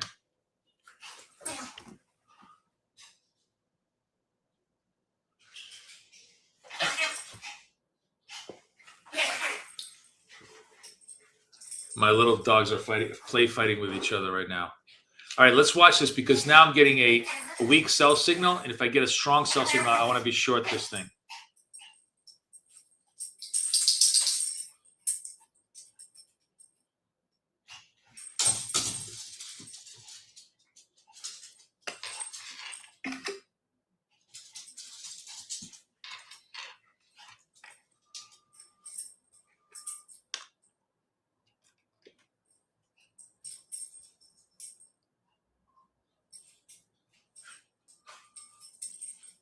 Not trading gold, just focusing on NQ.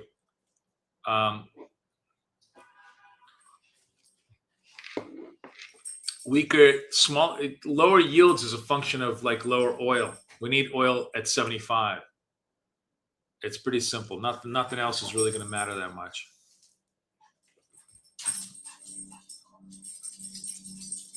All right. I'm waiting for the for a red neon candle here to give me downside triggers if we get them. We're just making a double top over here. Weak sell signal followed by a pull away trade would be a good signal for me.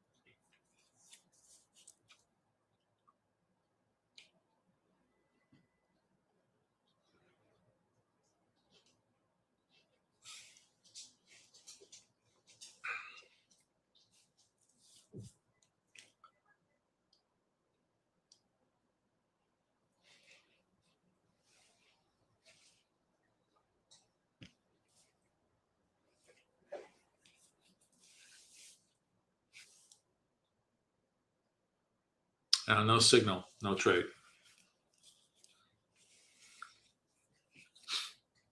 Slope is turning red a little bit, so power of the market turning to the sellers a little bit more.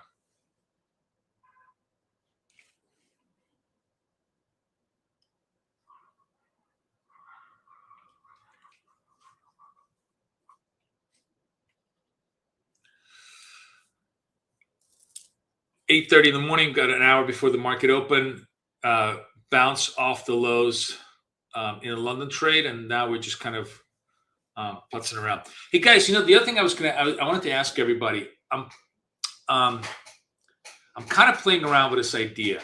I want to know what you guys think about this. So right now we're running 6 to 10, right, as a stream, which is okay. Like, there's definitely, London is definitely very interesting a lot of times to trade, and a lot of people are in Europe, so London is a good time. But the money hour in Nasdaq, in my opinion, the time when you have the best volatility and the best kind of directionality is 9:30 to 11:30 or 10 to 12, like that slice of time. I'm kind of wondering if we should split the stream into two, like trade 6 to 8, take a break, except for the days when we have news. By the way, if this turns red, I'm going to be short this thing. I'm just waiting carefully. Still not no push to the downside.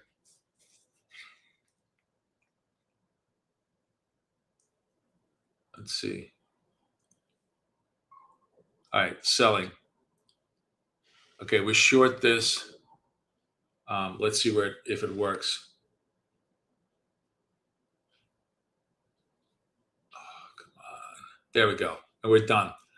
So that was a zoned in proper trade. Everybody sees that? I took that trade. Let me just get it a little bit bigger. You guys can actually see it. So we took that trade. That was a nice, clean, straight down, straight trade. Yeah, red to red. I said to you, I'm going to short this thing because we clearly double topped this. I just needed a signal. I got it. We're good to go.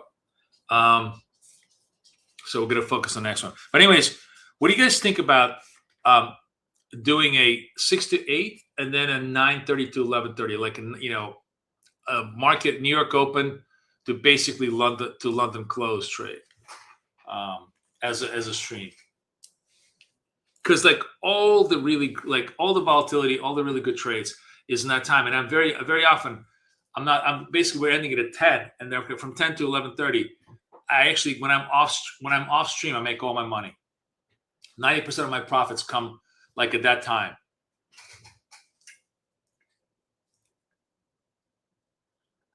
Yeah, and market data is only 3 times a month. It's NFPs, CPI, and GDP is basically the only time we really, that you want to trade market data.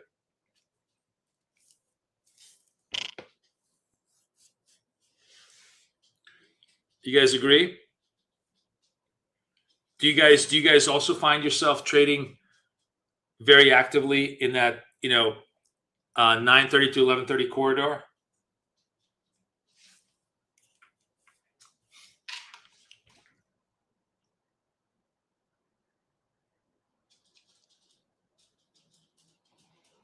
Yeah.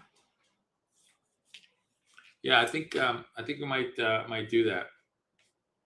I got to talk to Kate because the problem is, she schedules all this bullshit corporate meetings for me at that time, and I'll have to see if I can clear the schedule with them. But if we could do that, maybe after Labor Day, we could reconstitute the streams into two different streams.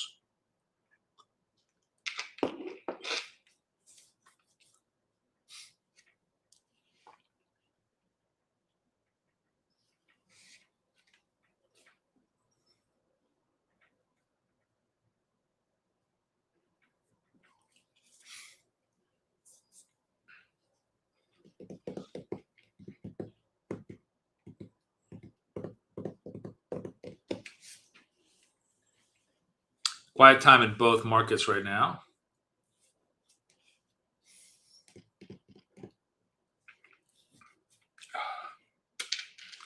All right, I'm going to rotate my accounts.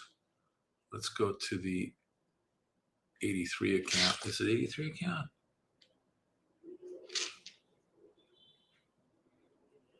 Okay, go to 83 account. Trade that account.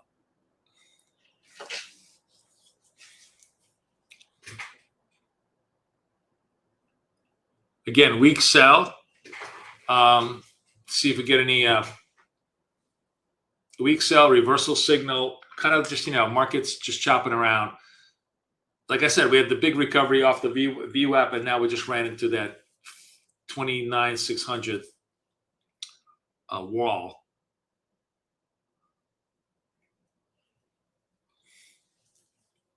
And now I might be getting another sell signal. Again, this candle goes red. I'm going to try to sell it into the VWAP. So again, I'm going to watch this carefully.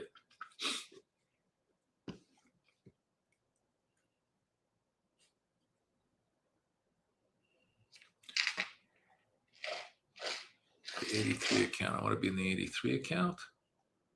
Yeah, 83.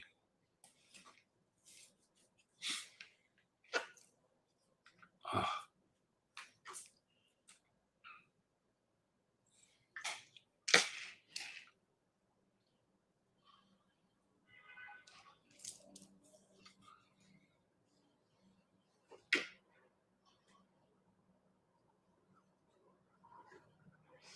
No. X-ray. We trade stock index futures, NQ 90% of the time, and then gold a little bit of the time. I'm going to sell this, selling this. Let's see how this plays out. Let's see if this is on my. Yeah, here we go. So we sold the red candle against proper stop. Let's see if this is going to play out for us. Where am I short? 55, 51. Okay.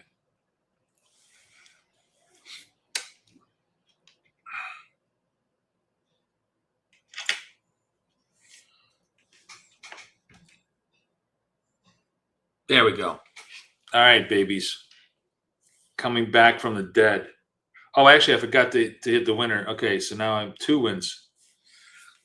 Okay, good. Back to business. This is much better, right? You can totally see the trades happening, and I can actually execute them, so I'm not late on the thing. I think this is the way to do it. Okay, so now I'm going to rotate accounts again. Where am I? So 83 is done. So I want to go to 50. Right? Where's my, 50. Let's go to the 50 account. 50. Okay, here we go.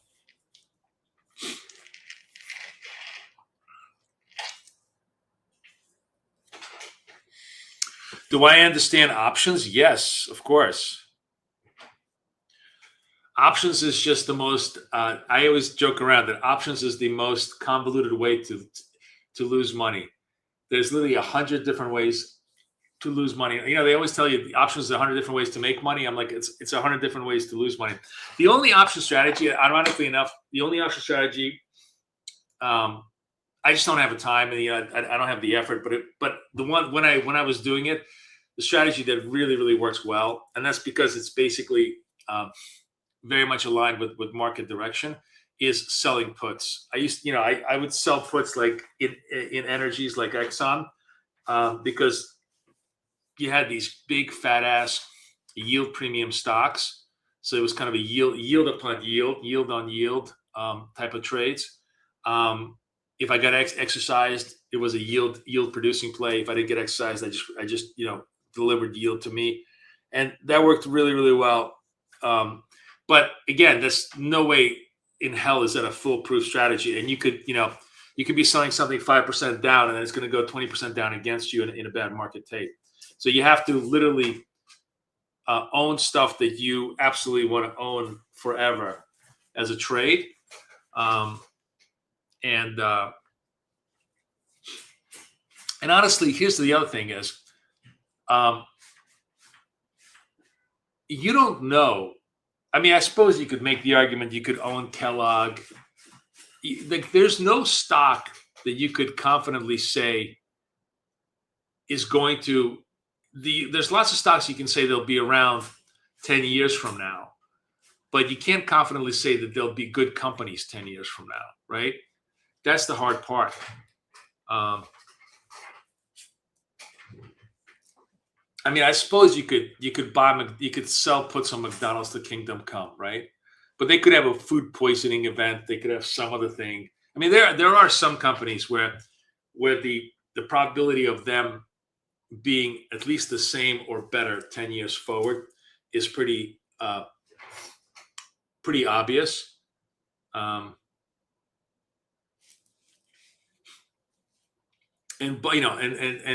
getting directional, getting short directional on those puts is probably a good idea. I'm actually curious. I'm like, what do you think? This is actually an interesting question. Type in top 3 companies or 3 companies that you think will be at least as good or better 10 years from now. I mean, actually, right off the top of my head, I can think of a few. But like, which one do you think have the highest chance of having the same revenues or more revenue 10 years from now? You know, my number one answer to that actually would be, and I wonder if that's going to be just the arrogance of me thinking about this, is actually Apple. And you said Google. I mean, Google, I think so too. Google's probably, both Google and Apple's probably be my 2 ones, because Google is basically television. At this point, people think it's technology, but it's really television because it owns YouTube. The money that Google makes is actually coming from YouTube.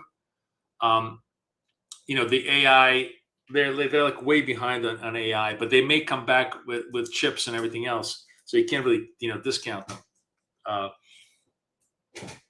But yeah, I think, Google will be television 10 years from now. Apple will definitely still have a hold on its domain. I think Mickey D's, love it or hate it, is going to be a Mickey D's, Chipotle. What would be another? Domino's. I don't think any of those businesses will have any terminal event happen to them. So like selling puts on any one of those businesses probably is as low risk a trade as you can do. Amazon. So yeah, Amazon. I mean, you're right. I mean, Amazon will always be there because of the logistics business. I guess you're right. There really is. I can't see a existential threat to Amazon. In fact, you could make the argument Amazon is just going to become a Goliath as a trade, and even if it's like broken up by antitrust, you as an owner are going to make out like a bandit on a breakup. Lowe's, Home Depot, I guess so. Did I tell you guys, I drive a Mini?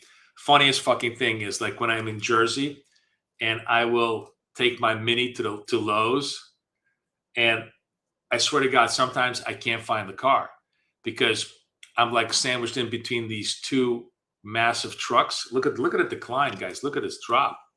Holy moly. Wow, we just broke the view app big time. Okay, let's see what we got. If we got more juice after this. So it's like the funniest thing. Something like I need a like a beeper to go find my Mini. It's also like really funny me trying to put anything of size into my Mini at Lowe's. All right, we're gonna trade this. Which account am I in? Oh, 50. Yeah, I'm in the 50. Excuse me. We're gonna trade this if this stays red, but it's got to stay red. Oh.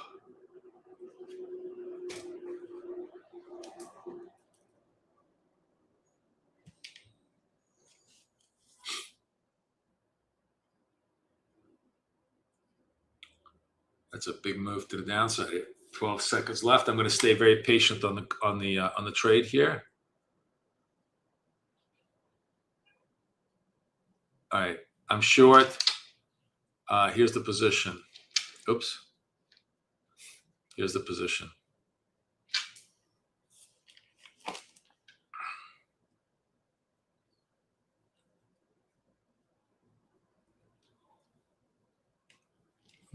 I'm short 32s. And the target's going to be like 28.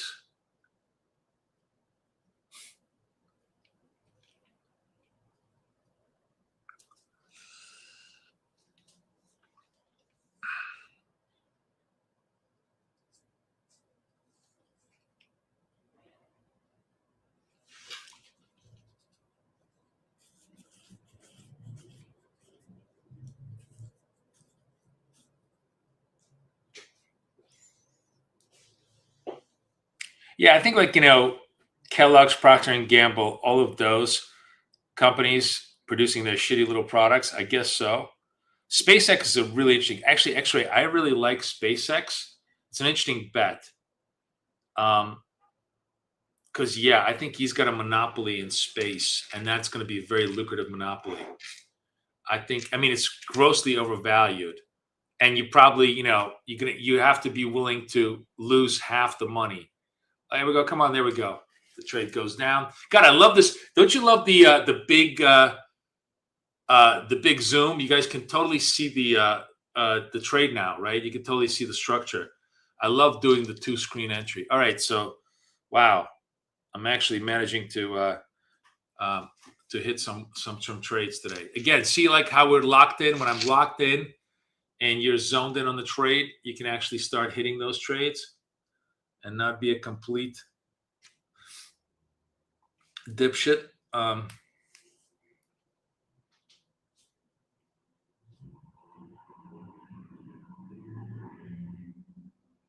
What would improve from here, Peter? SpaceX, I think, satellites, space, especially like, broadband, like if he delivers truly, if he owns global broadband, just think about how much money that could be. You got to like that. I mean, it is definitely a spec, but that's got to be a really good option selling. It's also going to have tons of vol, right? So you're going to be able to capture a huge amount of premium on the trades, but you're going to eat it. Like you have to. It's when I was saying selling options, I was talking about what is that called? Or selling puts. I was talking about cash secured. You really have to do cash secured structures because otherwise you could really get killed.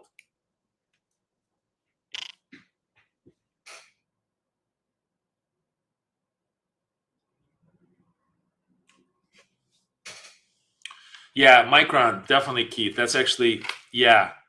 I think that's, I think data centers are, I mean, guys, I don't know why suddenly everybody hates data centers. I mean, I suppose it's the noise, whatever it is that people, don't like. I'm trying to really understand this because it's not really an environmental issue. Golf courses use more water than data centers. What is it that that people despise about data centers? Is it noise? Is it proximity? I mean, they don't really generate toxicity too much. You could force them to do environmental remediation. I'm just confused. It's literally the future of civilization. Like if you don't have them, you don't have civilization, in my opinion. Because the whole world now is just basically about buying inference and letting do things. I mean, just from the little stuff that we're doing here, this is all AI stuff. And none of it would be possible without it. Oops, do I have another signal? We have another signal, guys. 30 seconds left. This is the sell against the red. We broke the VWAP, so we're going to try and go again. I want to change accounts, though. Should we go to 61?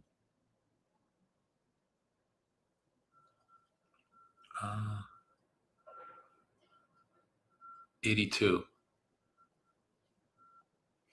Oh, no trade. Anyways, okay. So the next we're gonna trade is 82.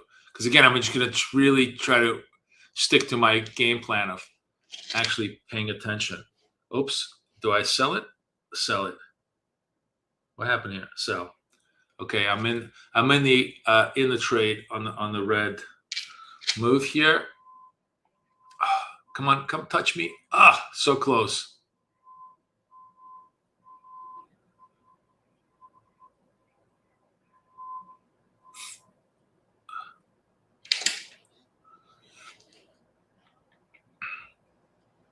There, we're done. Beautiful. Look at this.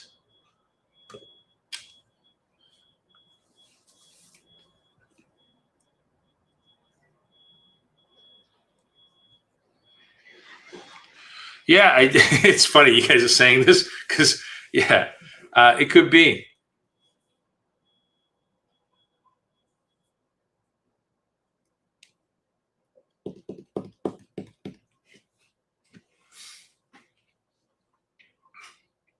All right, nice. Wow, look at this. We're finally starting to trade better. And that first trade was a fuck up trade. So I really should have like a record, lock-in record and fuck up record. That's what we need to do. We need to keep two tracks. Of course, you blend them together as your true record. But honestly, there is the lock-in trades and the fuck up trades. But that's really how trading goes, right? Tell me I'm wrong. I genuinely really want to create two trackers just for shits and giggles. It's actually not a bad idea. And then the trade goes into the lock-in trades and the fuck-up trades, and then you do the amalgamated average. What do you guys think? Am I wrong? Am I wrong?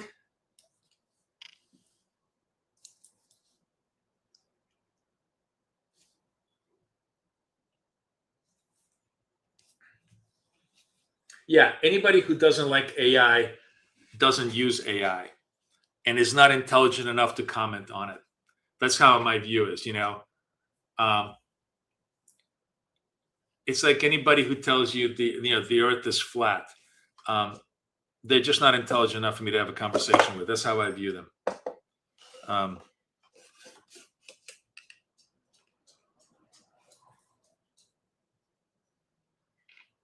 Kind of like, how I, have my conversations with most progressive. I love liberals. I hate progressives these days. I just don't think that's going to be my response to them. I just don't think you're intelligent enough for me to have a conversation with you.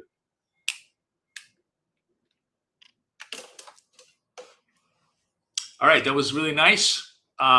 We basically we're so deep into the micro. Pull back on the macro. What's happening here over the last 30 minutes of this scalping? The beautiful thing about scalping is it gives you like 10 years worth of data in 10 minutes worth of action, because we're doing so many trades. You really learn a lot about price structure on a micro level. So what I tell you, angularity is the whole thing, right? It's the key to our success. Over the last 30 minutes, we had really, really nice angularity. Every single clean trade signal just worked beautifully, precisely because of this. And fortunately, this was a signal that did work barely, that we were just simply late to. But as you saw, there was flatness here. There's virtually no signals. And that's the beauty of the neon candles, is they generally, by the very nature of how they're designed, are going to forecast angularity. And angularity, or continuation, or whatever geometric description you want to assign to it, is just fancy way of saying price is going to go higher from where you bought it. Price is going to go lower from the time you bought it. It's going to continue in the momentum direction that you've set yourself for it. Okay, I got to change accounts now to. All right, 83 is done. I'm trying to do something that I want to. 82, 61. Sorry, guys. I just want to organize myself a little bit here. Make sure I'm doing it right. 61. Okay, we're gonna go to 61 account.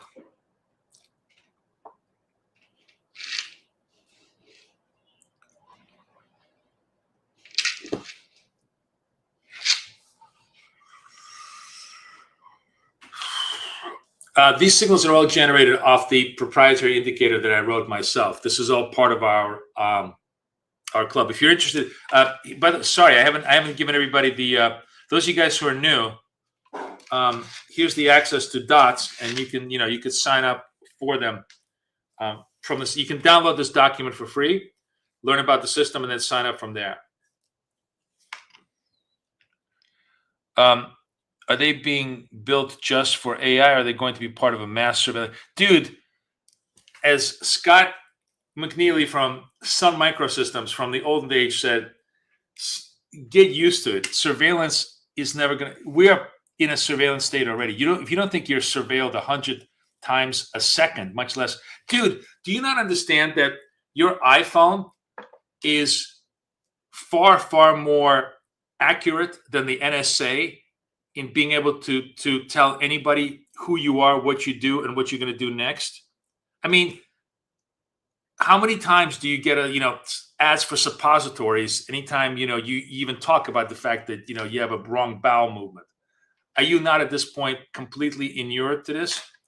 Do you really think you have a modicum of privacy left? My serious question to anybody. We're in 100% surveillance state. You live in London. I live in New York City.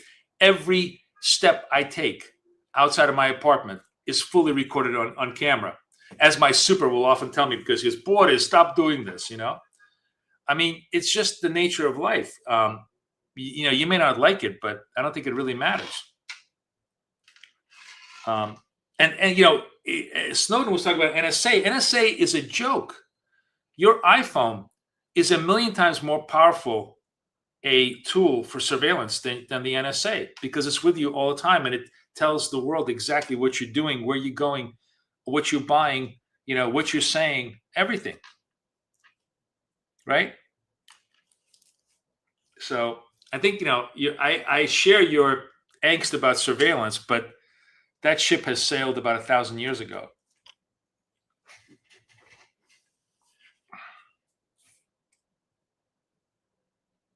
I mean, how many of you guys forget even ads? Like sometimes I'll watch a YouTube video and all of a sudden every single ad, every single thing is coming up on that subject, right?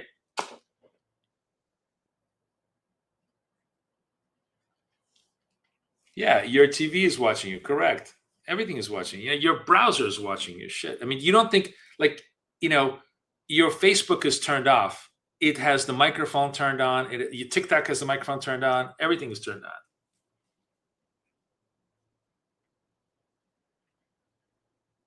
That's why don't cheat on your spouses, my friends, because it will cost you dearly, even if you think you're being private.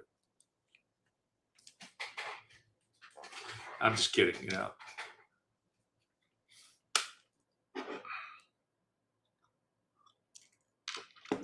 All right, we are double bottoming at this 520, 2,500 is probably going to go. 29,500 probably going to go with 30 minutes from the open. Slow move up, slow move down. Let's see what it wants to go next, but it's really kind of moving around. What's looking at the main? I'm at 61. Oh yeah, that's right. I'm looking for the 61 account. Yeah. The tracker is not a. It's just for me, Tim.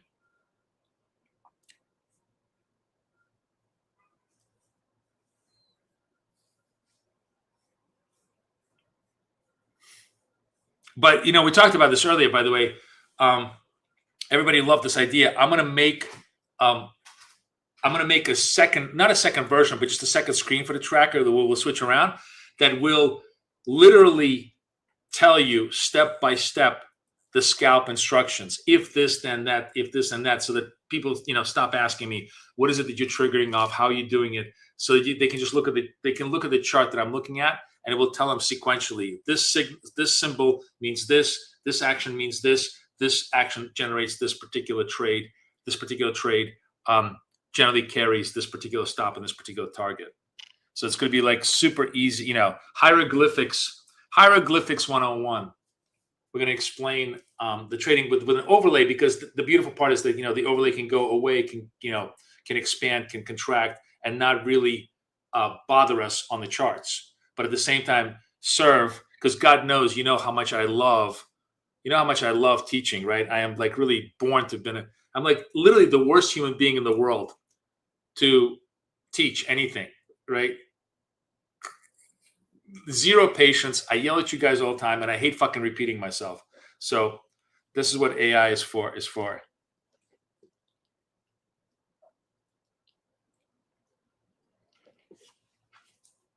Yeah. We talked about this hound dog a little bit earlier. A lot of people really like the idea, so I'm definitely gonna put that into play. May not have it by tomorrow, but I'll definitely have it by Monday.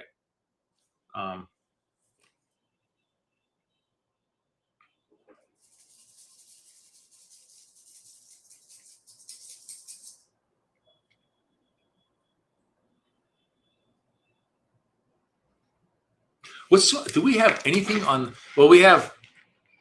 Let me just see what's on the calendar tomorrow. I wonder if we have anything to trade on a. Sorry, let me just find this. All right, what is that? Fire truck, ambulance, or police? Oh, you know what, guys? Oh, shit, we haven't done giveaways, and I've been promising giveaways forever, right? Oh, my God. Let me, Kate told me I still have lots of giveaways, and we have our friends from Apex coming in today. So let's do some giveaways for Apex, all right? But you guys got to go, buy some Apexes for me too, because I gotta show them that, I gotta show them some love. Hang on, let me just find it. Let me find it. Oh fuck, where is that? Oh, where's that link? Oh shit. It's okay. Trader Tools giveaway. Yeah, this is it. But let me and it's draw. Okay, Trader Tools. Admin. Draw.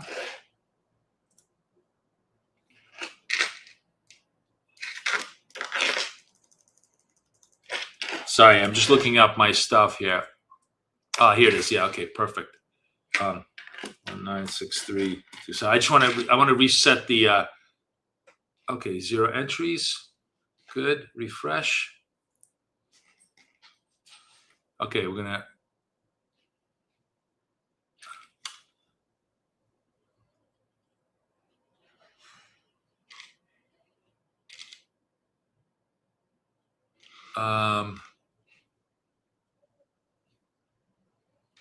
sorry guys, I just want to.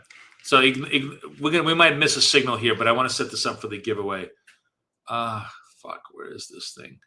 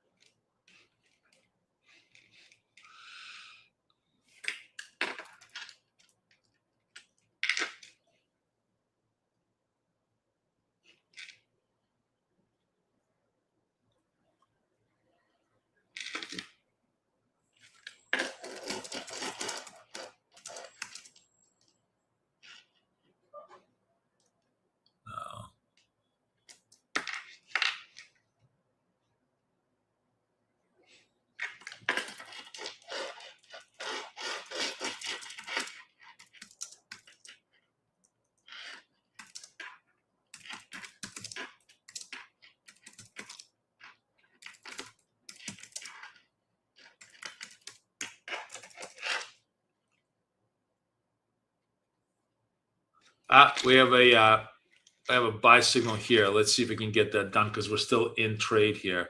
So I'm going to buy this and see if that's going to work for us. Boom, boom, boom. Come on, baby. Ugh, I was a little bit late on the execution. Come on. Oh,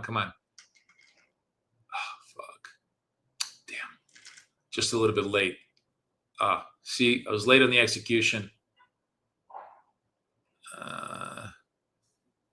Come on. Go. I'm gonna have to flatten this out. Sorry, it's gonna be a scratch.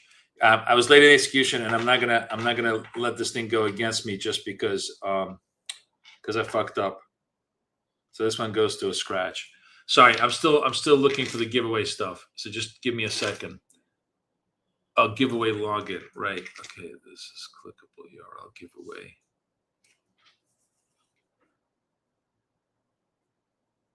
Yeah, giveaway login. Okay. Giveaway.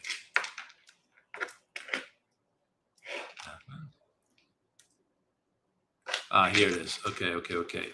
That's it. Reset all.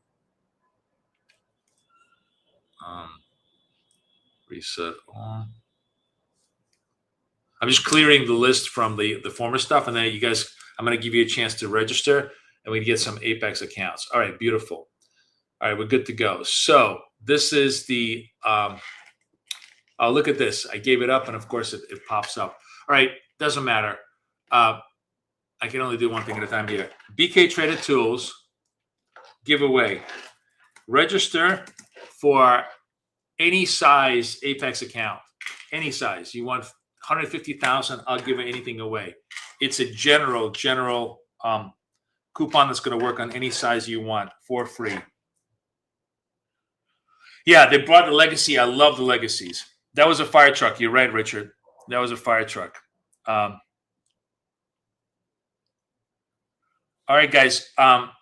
The giveaway URL is everywhere. If you're on Twitter, come over to YouTube, or if you're looking at my URL, it's bktradedtools.com/giveaway. Just register right there. We're gonna do a we'll do a giveaway like at 9:50, 9:55. Just one today, and then we'll do a couple more tomorrow. But I'd love to do some more stuff. Fuck me, I can't believe I screwed up this trade. This was a nice clean trade. Would have been another good one. But anyways,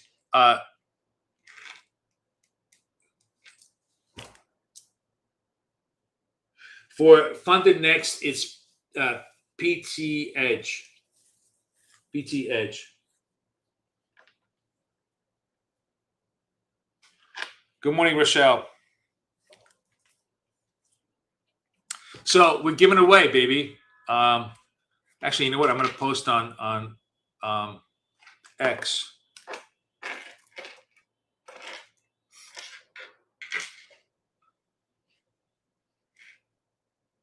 I'm going to do this right now. It's right here on X. We are giving away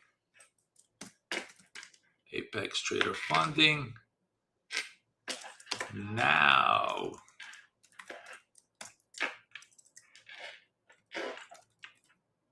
There we go.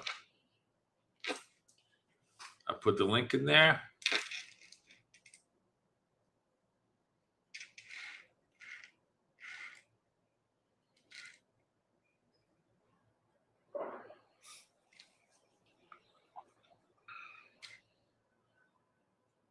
All right, I'm still staying in this account because we kind of scratched that account.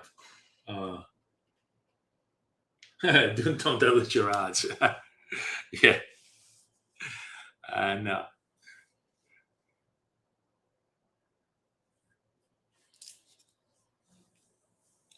So we held the 20s, nice little pop. Nothing much really going on here. Another 10 minutes, and then we're going to shut down the trades until the market opens.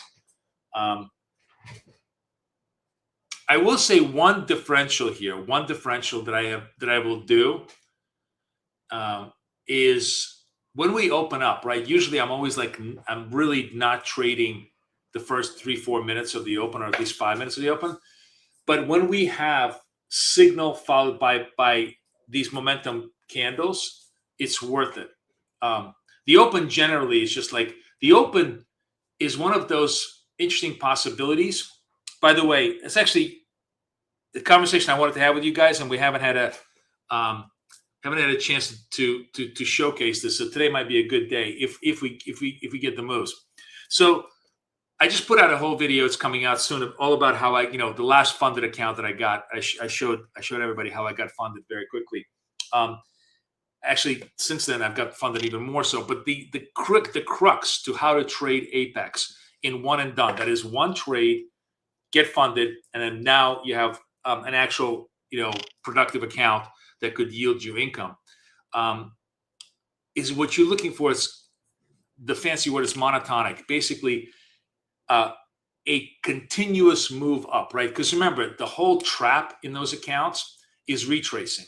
If it retraces off the high enough, you get stopped out, even if it doesn't go, like it can go 20 points up, 15 points, against you, and your stop now is cut from minus 25 to just minus 10, right? Because it's off the highs. So your stop gets cut very quickly, and that's how a lot of people get blown out, because they may be directionally right, but because of the retrace component of price, they get stopped out on the trade, and that's why they have a hard time getting funded. And what we basically look for is those specific points during the day in the stock market when you don't have any retraces, where if you catch the move to the one direction, it's a unidirectional move, because that is what you need. You need a unidirectional move of about 35 points on the size that we trade for NASDAQ to get hit, to fund the account. And so obviously the obvious one that we always do is the news straddle, because whatever news impact has, it's always going to, for the most part, create at least a 50, sometimes 60 uniform unidirectional move in one direction, which is twice as much as we need, right? Boom, boom, boom. That's how we get funded so fast. A second way that we look for it is the turn trade during the New York session. And the turn trade, by the way, the true signature of a great turn trade is not session level. We test the New York lows, or we test London lows, or whatever, and we bounce. That's the first component of it. The diamond bounce off the session is not the trade. The really great trade is diamond bounce against the neon candle. It's the neon candle that will show almost no retrace as it goes up on the bounces, right? So that's the second trade. We've done a few of those. And I've actually, we've gotten fun. I gotten partially fun. Like I went basically 85% of the target, took the target, and then off stream we just did small trades, and I hit target on the move. And actually, that's what the video is all about. The video is all about how you can use the New York turn trade with our indicators to get that funded. But a third way that you can get funded that we really haven't discussed, and that is very, very viable in my opinion, is the New York Open candle. The New York Open candle is a 100-point candle. We only need 30 points of that. Not only that, but the follow-up candle very often is a 30, 40-point candle. So, and they're typically unidirectional. They are essentially in one direction.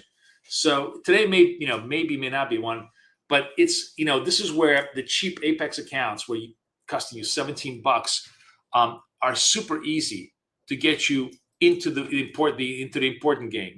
To get you out of the bush leagues into the pro leagues of trading the funded accounts, and quickly. Like the other thing is, the point is, like, if you do one a day, like in 10 days, you suddenly have 10 funded accounts. Now you're really running an intelligent portfolio of trades instead of just struggling for the last 6 months trying to get those accounts funded. So those are just some thoughts I had for you guys. We'll see how the New York Open goes, but it's definitely one of those points in a day where all the elements come together to give you the opportunity to get one and done funded.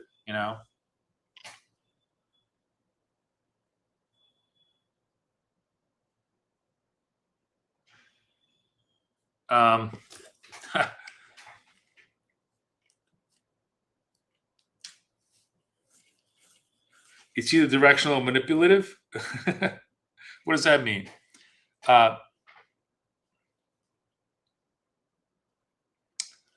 Annie Long, good morning, sir. I'm new to your channel, also new to NQ Futures Day Trading. Is this daily live stream for scalping? Yes. What time do you start? We trade 6 a.m. to 10 a.m. But we're actually talking about maybe after Labor Day, Annie, we'll do 6 a.m. to 8 a.m. and then we'll do 9:30 to 11:30. So the good news is we might expand our hours. But yeah, come hang out. The easiest thing to do, anybody who's new in the channel, guys, just subscribe to the channel. Anytime you subscribe to the channel, anytime I put in a New York stream or an Asia stream, it's going to notify you, right? So the easiest thing. And then by tomorrow, I think by tomorrow, again, I've been promising this whole week, the Discord is going to open up. And once I have a Discord link for everybody, all of that information is going to be in Discord. Fuck, I just forgot. Fuck. Kay's going to just yell at me again. I got to do one more thing for Discord. God damn it. Okay. Anyways, the Discord will be ready to hopefully tomorrow. But once we have that, all that information is going to be there. So anyways, anybody who's new, just please subscribe, bring your friends. We do this every single day. It's a lot of fun. I have a potty mouth. I tell it, right up front. If you have sensitive ears, you can just use a bleeper. This is the funniest thing. I have like AI we created a whole workflow to process, to try to extract like a couple of good clips out of my YouTube on the streams. And we had to write a second script whose only job it is to go into the clips and clean out all the curse words so that YouTube can allow me to post the clips, because YouTube doesn't give a shit about the live stuff. But if you want to post, clips, they want you to be clean. So there's a use of AI. I really had to write literally a Python script to take out every F-bomb that I drop into the stream. It was really funny. So yeah, there you go. And who said AI was not useful? Who said AI was not useful? Right? Annie, we love our friends at Apex, and there's no better firm for a beginner than Apex because it's dirt cheap. You can buy a $25,000 account. Let me just put the link in here. You guys can see it. But if you use our code, it's literally 15, 17 bucks. Let me just put my code in here. Is this right? Yeah. Yeah, I just put the code in there for you. Click that link. Use the BK Safe code. You can buy 5 of them for less than $100 bucks. I bought a stack of pancakes that cost me more money the other day. So it's really, really great for newbies because it's very, very inexpensive to train, to learn, to discover the platforms, to figure out what you like. Obviously, and we have a whole bunch of strategies where we try to kind of short circuit a lot of the training. So there isn't even a question in my mind that if you're somebody who's new, who just wants to learn about financial markets, you don't need to spend $200 for an account or even $100 for an account. You can spend 17 bucks with Apex, get a better environment, in my opinion, than most of the other trading firms because they have 0 rules on the evals, so you can trade any way you like. If you get funded, it's an amazing feeling because then you're trading a funded account, which is really cool. I think 25s are great. 25s are great because they have the best risk legacies. So they just having a huge sale on their make sure you buy their legacy accounts because they just actually have like a 90% sale on those, and the legacies are the best for beginners. They have the best odds, the smallest amount of rules, and easiest way to trade.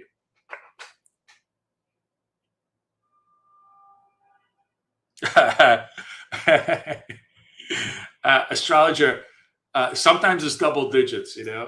It's funny because the script will say, "Oh, very good. Today we've only had 3 extractions." It's hilarious.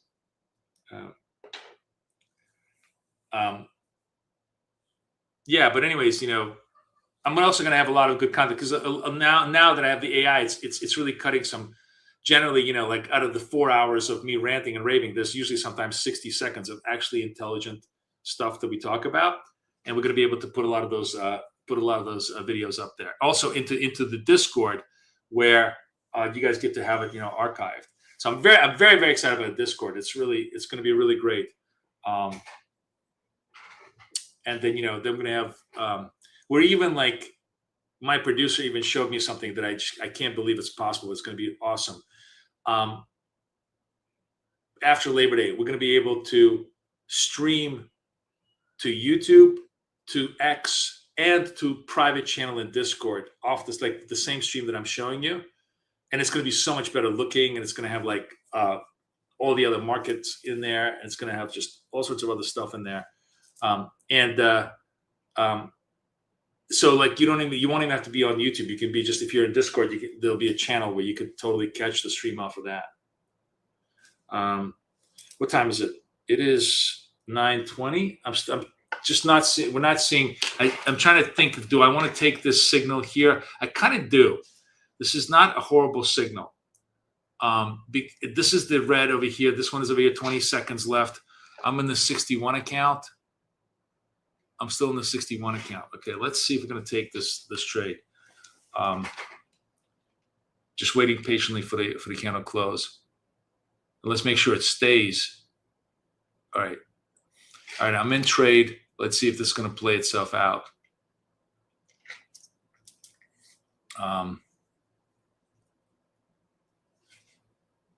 925, cutting it a little close to pre-market, but let's give it a shot. I mean, if this doesn't work, it's a legit trade. I really am not crying about taking this trade. Are my short 44s? Boom! Thank you, thank you, thank you, thank you, the market gods. Thank you. That worked right before the open. Beautiful. Okay, so that's good. Now we just chill. That's a 61. Perfect. Okay, so now I'm gonna rotate to the 50 account.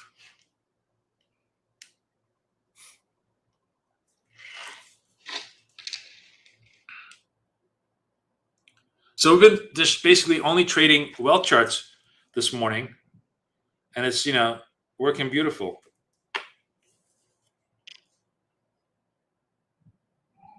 Oh, you funded your first account. Beautiful. That's so great, Rachel. That's great. I love that.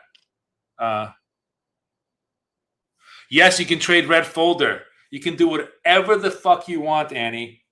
That's the beauty of Apex. We trade red folder all the time. Now, here's the thing. I mean, Apex is amazing on the evals that let you do, because their attitude is like, hey, we are free. But then once it gets this, the hard part is the fundeds. You have to completely and totally change your sizing, mentality, and structure of how you trade. That's why my hope, structure to you guys is you get lots and lots of fundeds and you trade them, on a rotation basis, right? Whereas on the evals, it's like one and done, you kill it. On the fundeds, it's exactly the opposite. It's spread the love across multiple accounts with tiny size. In one and done, it's all about kill or be killed. And in funded, it's all about survive at any cost, right? To put that in more stark Darwinian terms.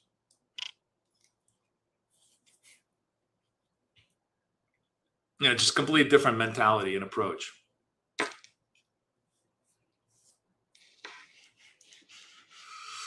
All right, market open. We're going to get ready for the market open. No more trades.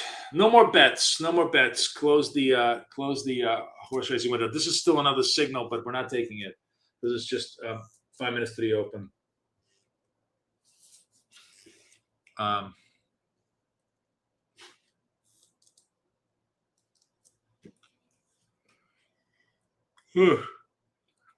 See, this is why you don't take any more bets. Look at that whipsaw. In, out, dump. Because 5 minutes to the open, everybody's going to play games with price. They want to flush the sellers. They want to flush the buyers. They want to ramp it up so they can take it down. This is a game we see every single day. So we kind of step away and let the suckers play. No, I'm not doing any one and dones today. No, but what I was saying is that three very distinct opportunities. Today we can actually watch this, maybe, see how it is in theory, and then maybe next week we'll try and do it in practice. Especially because we got all those legacies that are just dirt cheap right now. We can put them. What I was saying is that the New York Open candle, the first candle in New York Open, is a prime candidate for a one and done trade, right? Just prime candidate. So we'll watch it. The whole idea is what we're looking for is a candle that can move 35 points in one direction in order to fund the account. That's literally what we're looking for. And so we need that monotonic movement. And I think it's like very, very common. I think you could make the argument that it's 8 out of 10 days you get those movements on the candle. So we'll see. Today might be the exception to the rule. 4 minutes to the open. There's no stop loss, baby. That's the whole point of the one and dones. It's do or die. You target, no stop loss, and kill it. No, for the 25Ks, it's actually two minis. For NASDAQ, it would be 2 minis, 152 ticks, no stop. Against ES, which would be four minis, 42 ticks, no stop.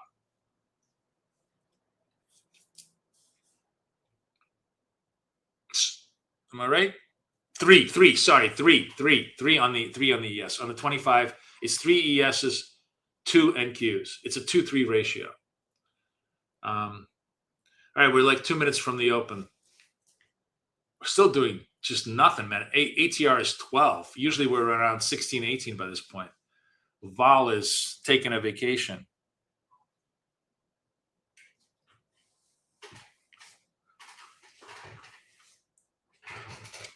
Good morning, everybody.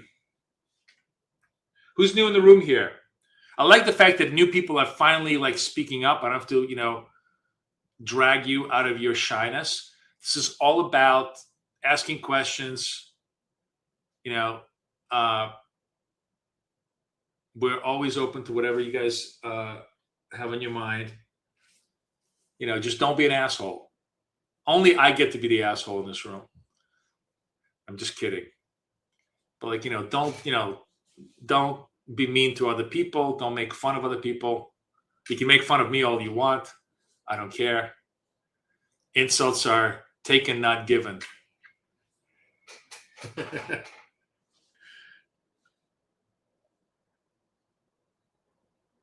Yeah, you said last year you're taking August off, but here we are. Yeah, of course, we're degenerate traders. A vacation for us is this. Like, I see, it's interesting. I see a lot of people, because I've been in my apartment building forever, so I know everybody in the apartment building. I see some people like are retired now, and I would blow my brains out because they just, they're sitting around in the lobby reading New York Times, walking around, and you could just see they have zero fucking purpose in life. And I'm like, man, I would just never want to do that. But they're like perfectly happy, So yeah, no, my point is, vacations is for pussies.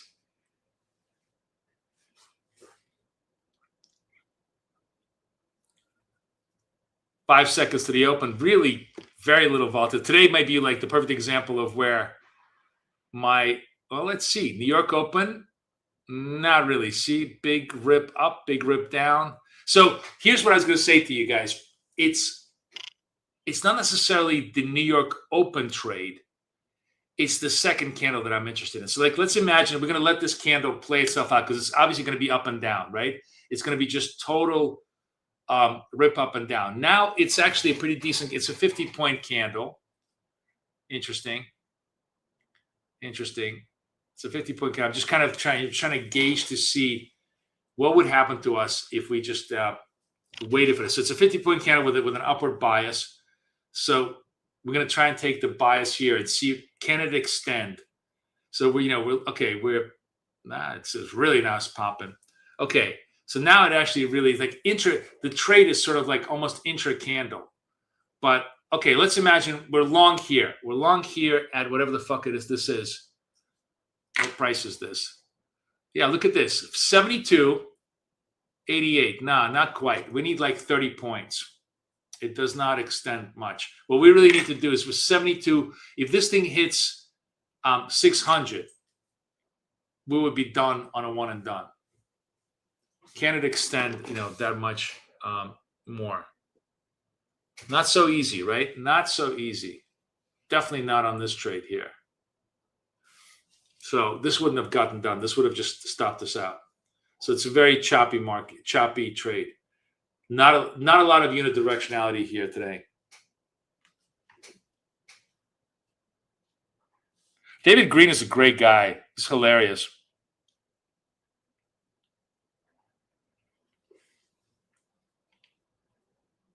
See, look at this. Now it's a total reversal, right? Wow, interesting. All right, I'm short here. I'm just playing the game here. I'm short 88s. And now, does it crash all the way? If it comes down to like 45, if it extends, this is a big reversal candle. Holy cow. Nice.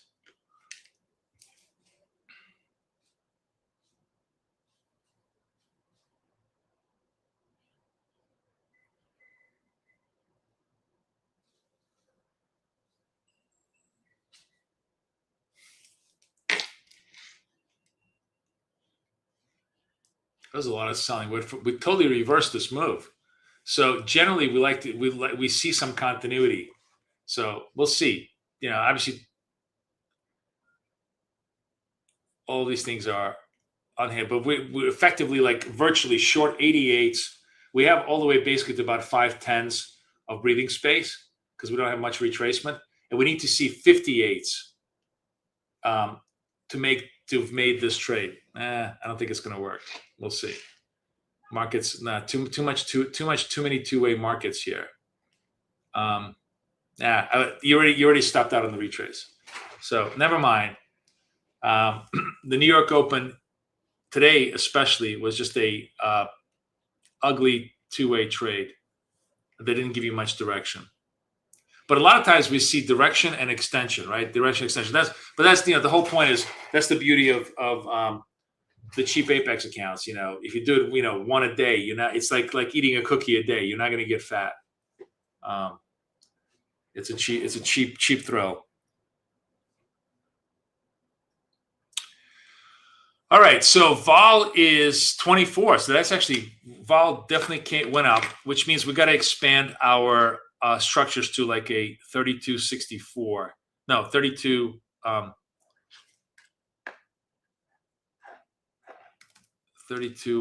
128.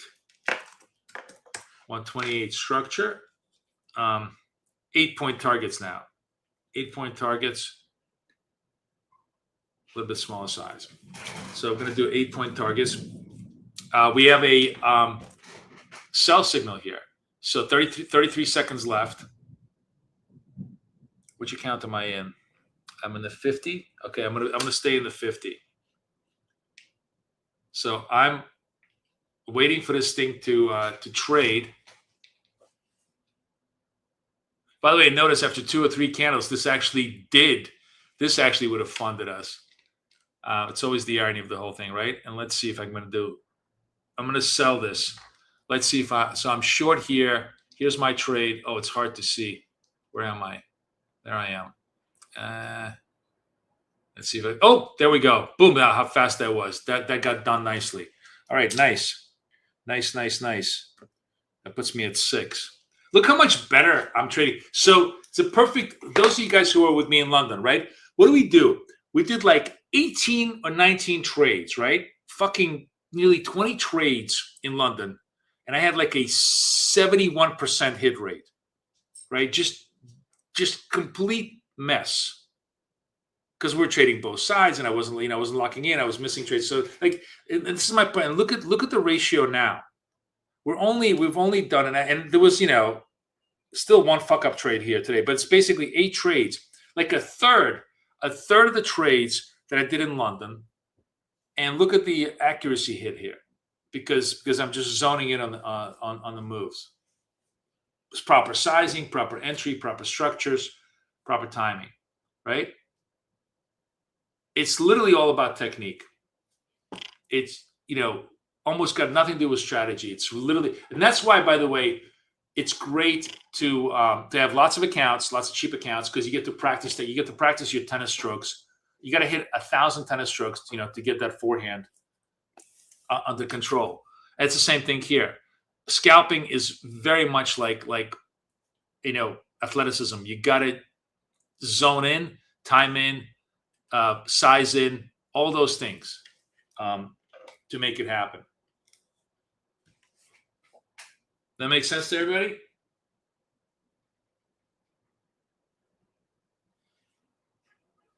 Oh, no, Rochelle. 1 micro. You do 1 mini, that funded account will be gone in like a day.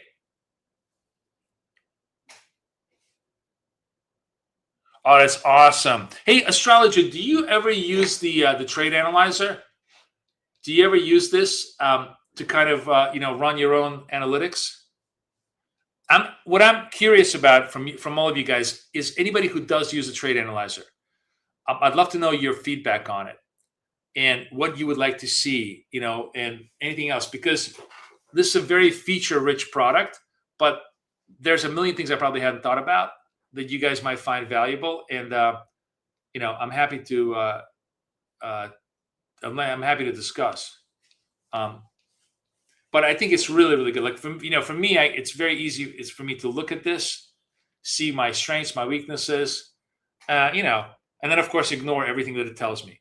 Like in good human nature form, all the advice it gives me, I just completely ignore. No, I don't ignore, but it takes me, probably 3 or 4 bad reports for me to kind of go, oh, maybe I should really be paying attention to this one thing. But this has been a very, very good, like I was saying, that since we started going to that structure, my accuracy has dropped. My profits have gone up because look at my risk reward. It's so much better now. And the key thing is the profit factor is 2, which is massive. And recovery factor is almost 5. All of those are the most robust indicators of how well you're going to do, in terms of actually absorbing market price action. Everything else is just bullshit cosmetics. But these things this tells you how big your drawdown is versus your run up. So like how many times, like how fast can you recover your drawdown? So my drawdown is 1/5. Like I think it shows up over here. What the hell is it? Where's my? Oh, sorry. Let me come back down. Where's my P&L? Yeah, look at this. I'm 984. You can't see this because I have to go to my magnifying glass. 984 on the P&L, right? Peak is 984. By the way, this is a perfect example, guys. This is a perfect example of why scalping is the tool for intraday drawdown. Because remember, intraday drawdown exploits the whole idea that you never sell at the peak, you never sell at the bottom. We, by the very nature of what we do, are always selling at the top, buying at the bottom of our own personal equity curve. So my peak is literally off of my profit. I'm literally not off my peak, right? And yet my drawdown is only 164. So it's basically less than, it's 18.7% of my peak. That's the recovery factor. That's very good. Just kind of letting you know. By the way, this is totally free. I don't know how many times I have to tell you this, but it's also in Discord. So when we come into Discord, you export all your data from wealth charts. Yeah, but what I'm saying is this whole thing is just there to help you analyze your data, because it will analyze the wealth. You know that if you just simply click the wealth charts pill right over here and drop all your wealth charts data in here, it will analyze it for you instantly, right? That's my whole point. Is it will analyze TradeAvate, it will analyze MetaTrader, it will analyze all of those things. And as I said, it's totally free. So knock yourselves out. This is I think a really, really valuable tool. This is an $800 a year tool that Trade Zealot does that I've made completely free for you guys. So go crazy with it. We have another signal. We have a pop. Now I got to change accounts though. Hang on. 82. Yeah, 82. All right. Buy.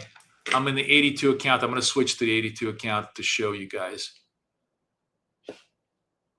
Am I in? I'm not in. Wait, what happened? Oh, I didn't.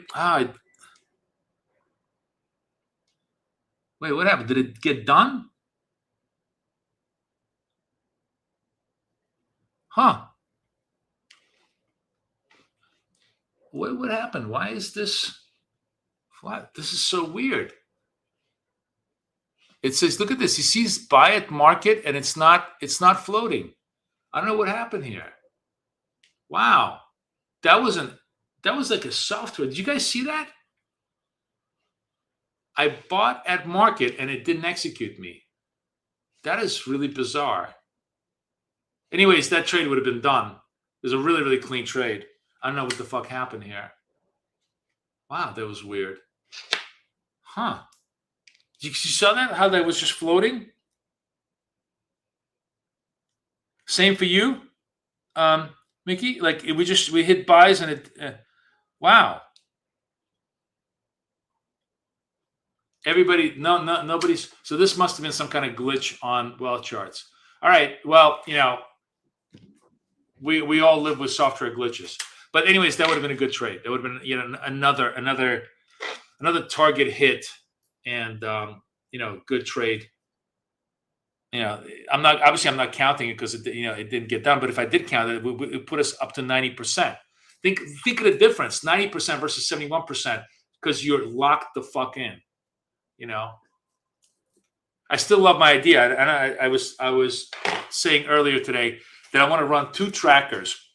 One tracker is the lock-in trades, and the other tracker is the fuck-up trades. Those are the trades where you're chasing momentum. You're late to the game. You're like, I don't have a signal, but I kind of want to trade. Like every reason for all the things you do that are off the books trades that should never be allowed, they should be in a tracker too, because then you can just see amalgamated average, and you can see the reason why, where the progress is and where the declines is. Because I guarantee you, the fuck up trade tracker is where 90% of my losses lie.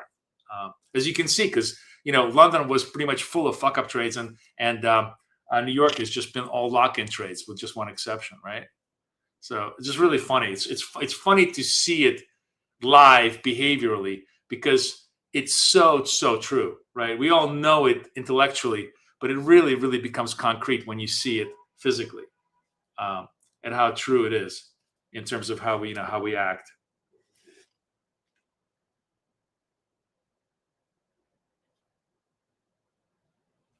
Really? So, astrologer, I'm gonna work with you. I'm gonna do my thing. So let me show you what I'm gonna do. I'm going to go to, this is where you're actually watching my wealth charts, right? So I want to go, let's go, what's today? Today is the 27th. So let's just do 26 to 27, right? All accounts like this.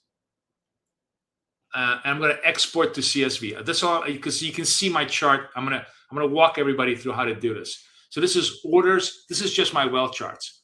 It comes in as one single file. Now we're going to go to Trade Analyzer, right? I'm going to go to Trade Analyzer, right? I'm going to choose wealth charts as my thing. I'm going to drop. You do see it. I'm going to drop this right in here, right? As my orders. You see it has the wealth charts logo. I'm going to analyze my files, and it's right there and there. There's my thing. So if you do this, I think you should be fine. If something is not working, it's because you didn't go those clean steps. It's one single file. You export it, you drop it in here, and should hopefully work. So hopefully that's useful for you.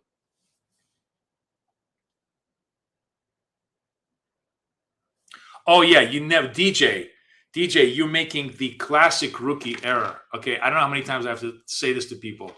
You never ever trade scalp through TradingView. I am, if you notice, I am always trading through Tradivate or through Wealth Charts, and it's just displaying. I'm never executing my trades on TradingView because TradingView has, by its very nature, a built-in. It's got to call onto Tradivate, make that call. Tradivate has got to respond back. Then it's got to make the trade. Then it's got to respond back to TradingView. That is like 4 different. It's a lifetime in the scalp business. So no. TradingView is for pretty pictures. To do actual work, you want to use Wealth Charts or Tradivate.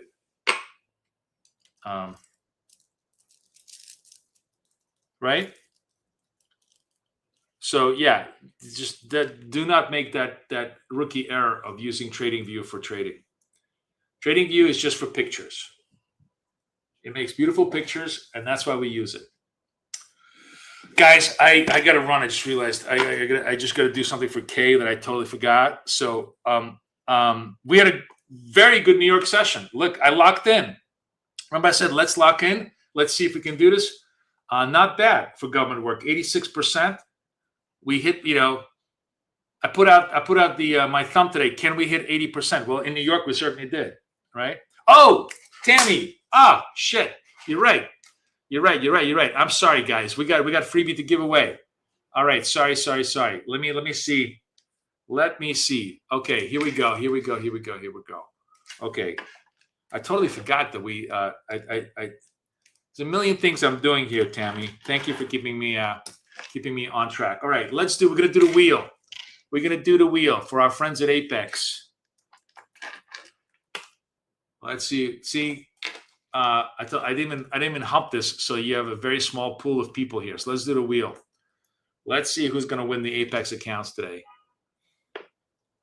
And it is Fuzzy Logic. Fuzzy Logic, I remember him. Fuzzy Logic, you there? You got to acknowledge me in chat. I'm going to give you 60 seconds to say hi.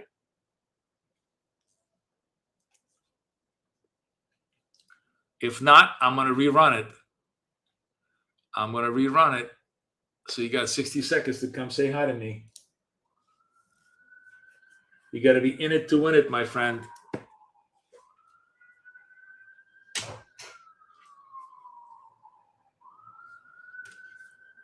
And if he doesn't respond in like 30 seconds, we're going to do a car race. We're just going to change it up to do a car race next.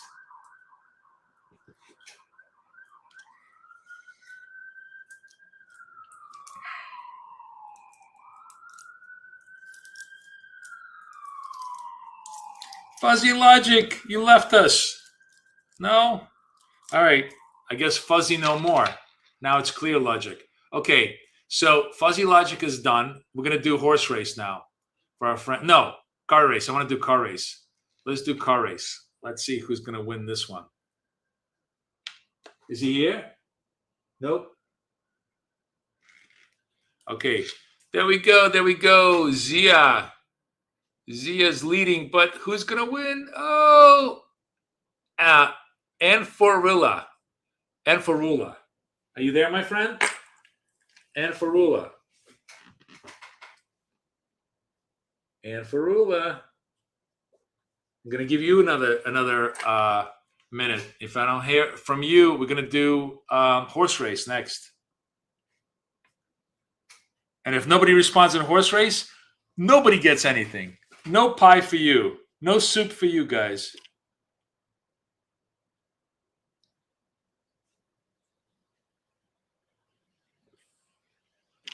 And Farilla, talk to me, baby. No. All right, we're going to give it another 30 seconds.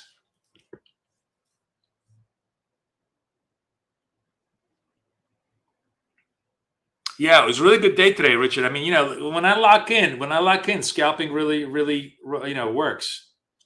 It's a lot of fun. All right, and for roulette, no go. So we're going to do now, last one, guys, horse race.